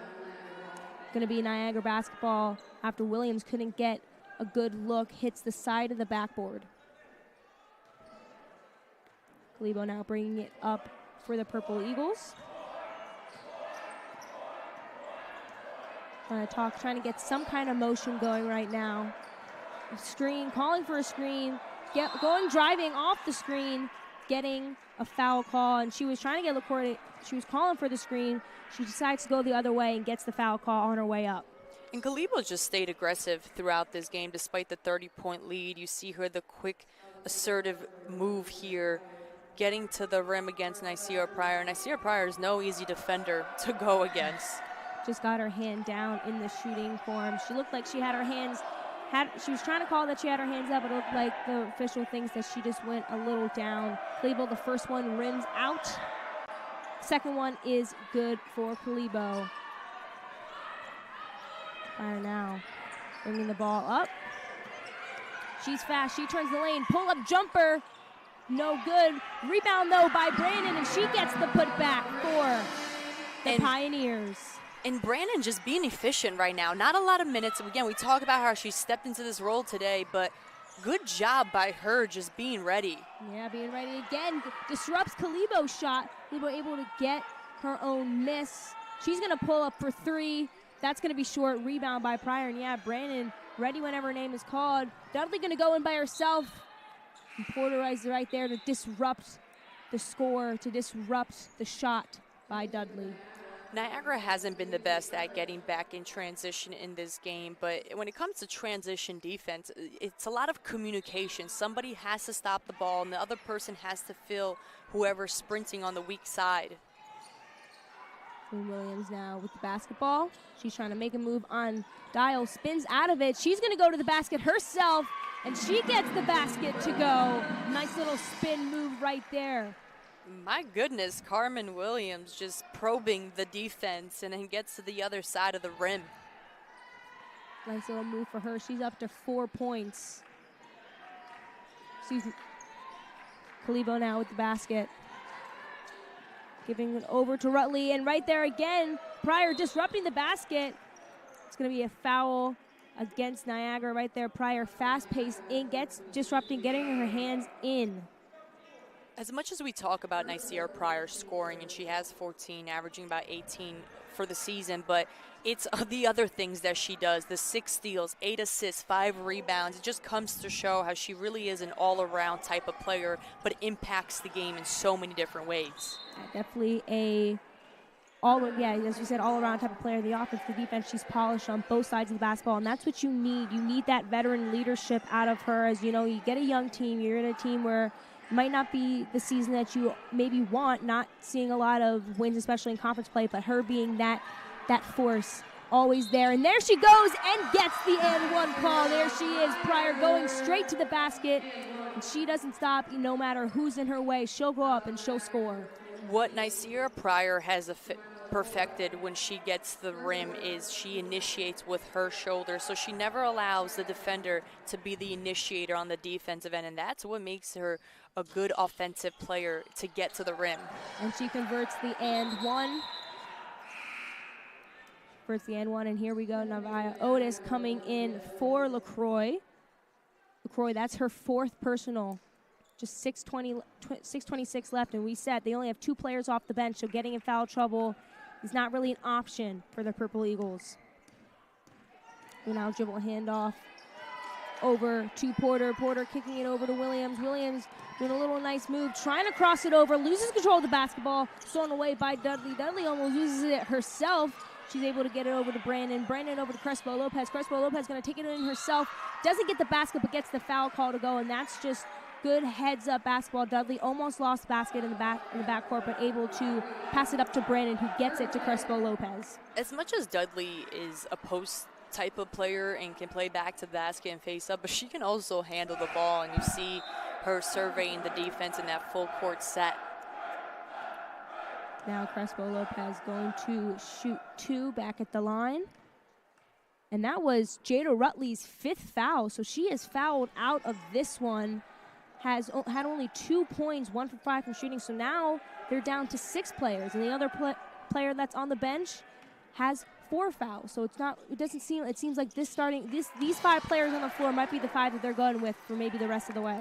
You mentioned LaCroix having 4 fouls, which does not help right now, and it's been so tough, I can imagine, for Jada Pierce, because these are things you just can't control, having injured players throughout the season and being shorthand majority of the time. But I do want to show some love and credit to Jada Pierce of how much she's been able to do and how much she's been known for developing players. And she had a strong role in the success of guards like Natasha Cloud, who was drafted by the Washington Mystics in 2015.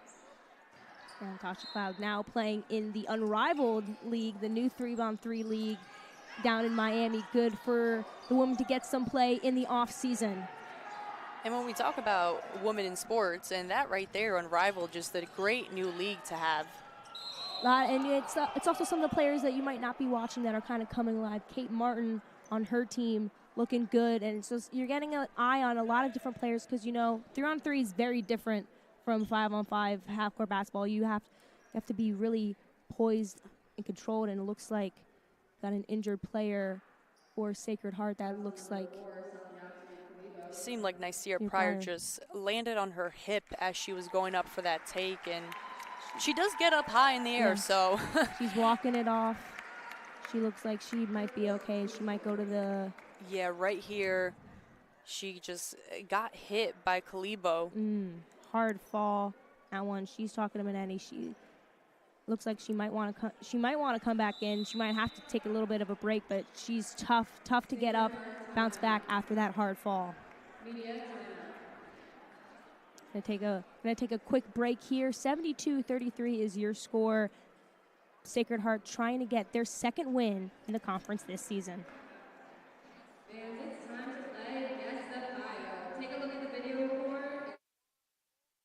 Anchored in a region that stretches across vibrant cities and historic landscapes, our institutions are driven by a commitment to academic and athletic excellence. Our student athletes are not only champions through competition and in the classroom, they are lending a helping hand to build a better tomorrow. Join us in shaping a brighter future in the Metro Atlantic Athletic Conference. In March 2022, St. Peter's University lifted up the world and left it wanting more. The world needs more peacocks. We look like the world and feel like home. And our professors are peacocks too. This is hands-on first-person learning. It's an education that's the total package. And we're much more than the sixth borough. When peacocks fly, we lift up everybody. You can be a peacock too.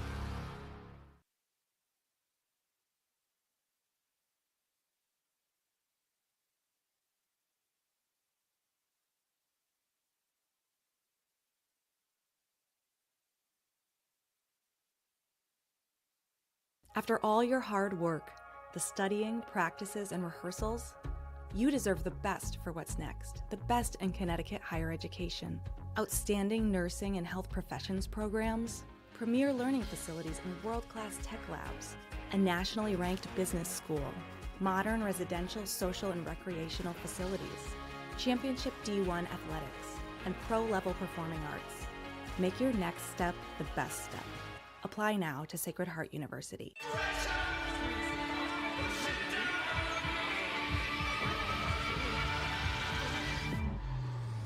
Hold on. It's only noise. Can Anthony Edwards live up to the hype? It's only rivalry. A little hard work. Only a kick. It's only a jump.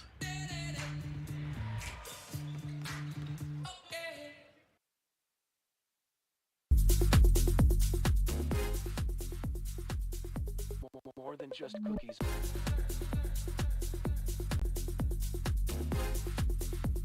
The lineup changing weekly. We're back inside the Pitt Center. We've talked a lot about Nysia Pryor, but there are two players that are having season highs. Zaire Brandon with 8 points, Esther Kersite with 9 points, and that's also a career high for Kersite being a first year. So good for them getting able to be involved, different players being involved in this game today for Sacred Heart. And it just shows that this has been a team effort for Sacred Heart, especially Brandon, who has come in here, averages about 7 minutes per game. So hasn't really played a ton throughout the season, but has stepped into this game just ready to play and did it on both ends, whether that was her presence on the defensive end or just being ready for those dump-offs she was getting from Pryor. Now Brandon, perfect 4 for 4 from the field, so efficient in her time on the floor, and Pryor gets those 2 to go.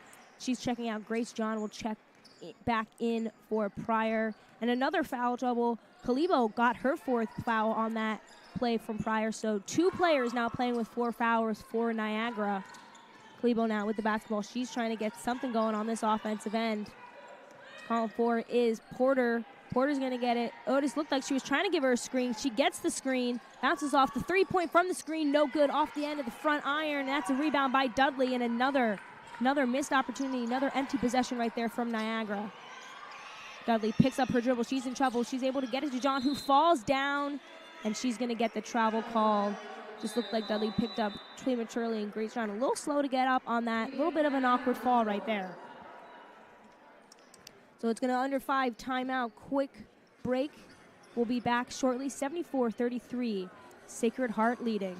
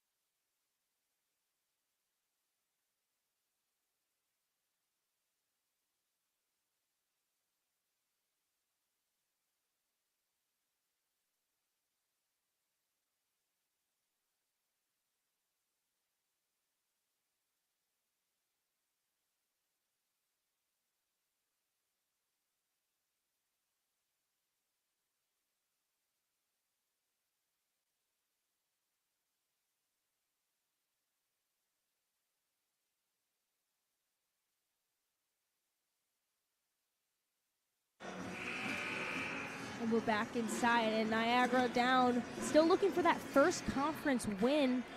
Doesn't look like it's going to come tonight. Their next game, January 30th against Canisius, and then against Merrimack and Quinnipiac. Canisius and Merrimack kind of in the mix, the bottom kind of average, but Quinnipiac in second right now in conference play. So it's not going to get any easier for Niagara as they search for their first win in the conference. Especially that end of the pack. All those teams are looking for that spot to the MAC tournament. It's going to be super competitive. Williams now, the mid-range jumper, it goes through, and a much-needed basket as Niagara was scoreless for almost 3 minutes, ending a 10-0 run from Sacred Heart. Grace John now bringing the ball up for Sacred Heart, running around, getting double-teamed. Open is Crespo Lopez. She gets it into Brandon. Brandon with the basket, and it's good. Another basket for Sierra Brandon right there at the right place at the right time. Great look by Crespo Lopez. Throughout the course of this game for Niagara, they have been double team, applying that pressure, and it just hasn't stopped despite the deficit here for Niagara. But you see those double teams, it gives somebody like Brandon wide open. Udo now trying to make something going. Being guarded by Lopez. Now on her is John, getting it back out dial. Dudley calling for the screen. She's going to get the screen. She's going to pass it over to Williams. Williams going to take up the jumper herself. No good. Crespo Lopez now pushing pace. Grace John just almost lost it there, but able to corral the pass. She's now going to take it herself. Looked up for the pull-up, but right there is Brandon again. Wide open. Grace John thought about the pull-up jumper, but able to find Brandon wide open down low, up to 12 points. A great read by Grace John as she got into the paint. She drew Talia Dial to play her and just gets that wide open dump off. Brandon now a perfect 6 for 6 from the field, having a career night. That is a new career high for her. An 9-1 basket for Jordan Williams, getting the basket to go. She got the foul. She got the basket to go. She's going up to convert the N1. But again, Brandon, her career high was 10 points. She's now up to 12, a new career high for her, and she's going to check out. Great showing for her in these couple of minutes. Perfect 6 for 6 from the field, celebrating on that sideline. No better way than when you're subbed in. And she played 13 minutes, 12 points, 6 of 6 from the field. Like you mentioned, just an efficient all-around game for her. And that's an errant pass stolen right there from Williams. She's going to drive. She's going to kick it out. Kalibo, the basket jumper, no good. Rebound Dudley. She's running. She's trying to look for someone in the paint. Giving it over to Davis, who just checked in. Ny Davis is going to take it herself, and she got the basket to go, and there it is. Ny Davis with the basket, the bucket. Checking in, her name's called, and she got her first basket of the season. What I love more about that is just seeing the energy from the bench of Sacred Heart, how excited they were for John. Sacred Heart, who's a team that's been averaging about 56 points per game and already at 80 points, so has just surpassed what they've been doing in the past. Ny Davis hasn't seen a lot of minutes right now, sophomore from Massachusetts. Her name's called. She's seeing time right now, and the bench is loving it, how she scored that basket. And Dudley with the steal, and she's running. She's got hope if she wants it. She spin moves. She gets to the basket, and what a nice move by Nalise Dudley. Up to 82 points for Sacred Heart right now, and they're just pouring it on. Okay, Nalise Dudley with the spin move into the basket. Nice move for her. She's up to 10 points. They're going to get a foul on Grace John. They're off the ball. Now checking back in. Spade Pappas for Sacred Heart, getting Diane Crespo Lopez.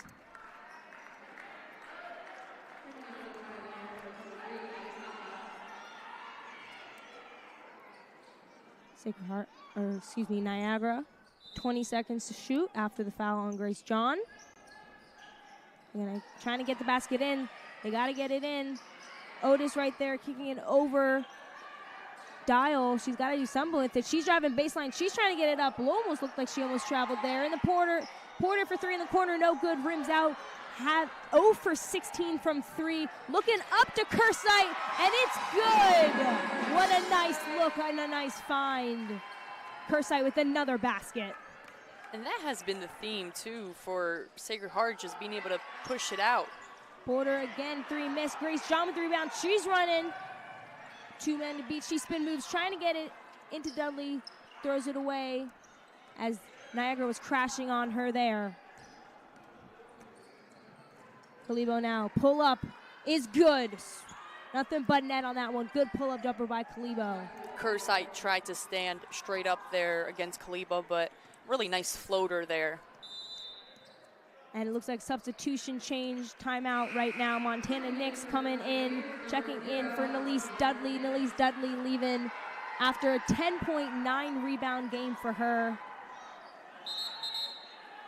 Starting to empty the bench a little bit right now as you're up 44. Good to see some of the players who might see limited minutes really getting their chance right now. And these are important minutes for those players because, like I mentioned, you never know what can happen come February into tournament, March, when you probably need some of those players to step in. And now they have this playing time experience of just getting to play with the rotation.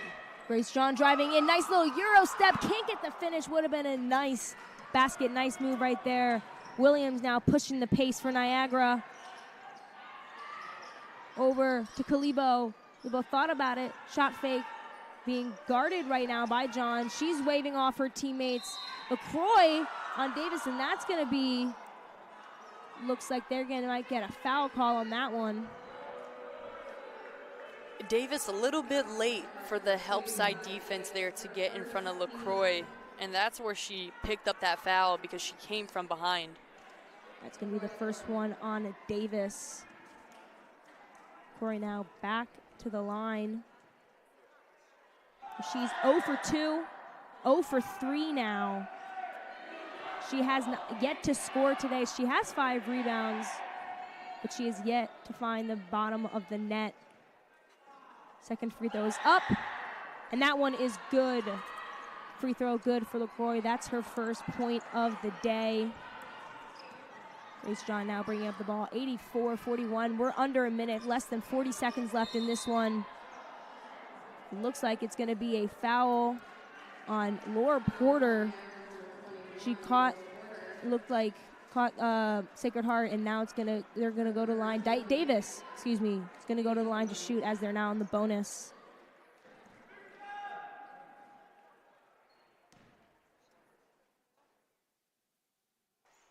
Davis, the first one, just short off the front end of the rim.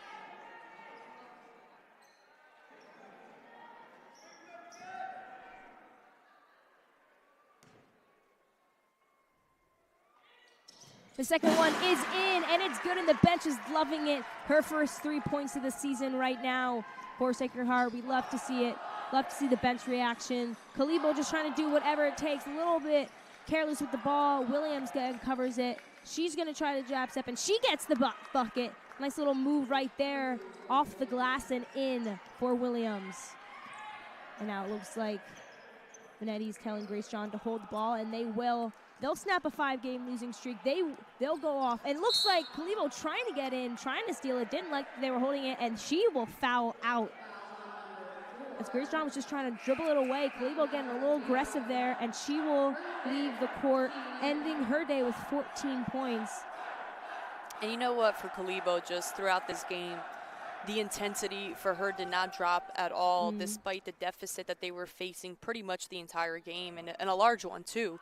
So just want to show some love there for Kalibo, because I think she's a tremendous player, a 3-level type of scorer, and is carrying this team right now. Yeah, the transfer from Georgian Court really carrying during a time where injuries are plaguing their team, really embracing the next woman up, the next player up in that one. Grace John, 1 of 2 from the line. Dial's going to take this, just less than 10 seconds to go in this. Sacred Heart going to get their second win in the conference, a much-needed one, and that's the buzzer, and that is it. Sacred Heart with their second win in conference play, 86-43. It was just total domination, start to finish from Sacred Heart. Definitely different from a game ago against Canisius. I don't know, what did you like out of the Pioneers today? I just felt like Sacred Heart cleaned up in every category today, whether that was shooting 80% from the free throw line, but also getting there, 24 of 30, and just dominating in the paint, 50 points in the paint. Again, didn't shoot well from the three-point line. That's not really their game.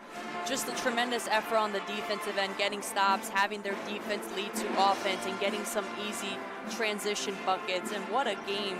I feel like we got to show love to Brannon, who just stepped in there and did her job, played her role to the best of her ability today. Yeah, she had a career high 12 points, perfect 6 or 6 in the field. But it's also the way that they were able to share the wealth, share the basketball, share the love. There were 5 players for Sacred Heart that were in double-figure scoring today. So although Pryor has kind of taken a lot of, the love, and she gets a lot of the attention, just a well-balanced game from all aspects of this team. And they had 38 bench points too. That's a big number right there. They were able to get everyone kind of in the mix. No matter who it was, someone was able to make an impact on the game, and I think that's what really wielded this team to the win. And that was also 20 assists on 30 made field goals for Sacred Heart. So to your point, it shows how much they move the ball, but were unselfish and just making good reads throughout the game, especially with somebody like Nicira Pryor, who had 8 assists on her own and 6 steals.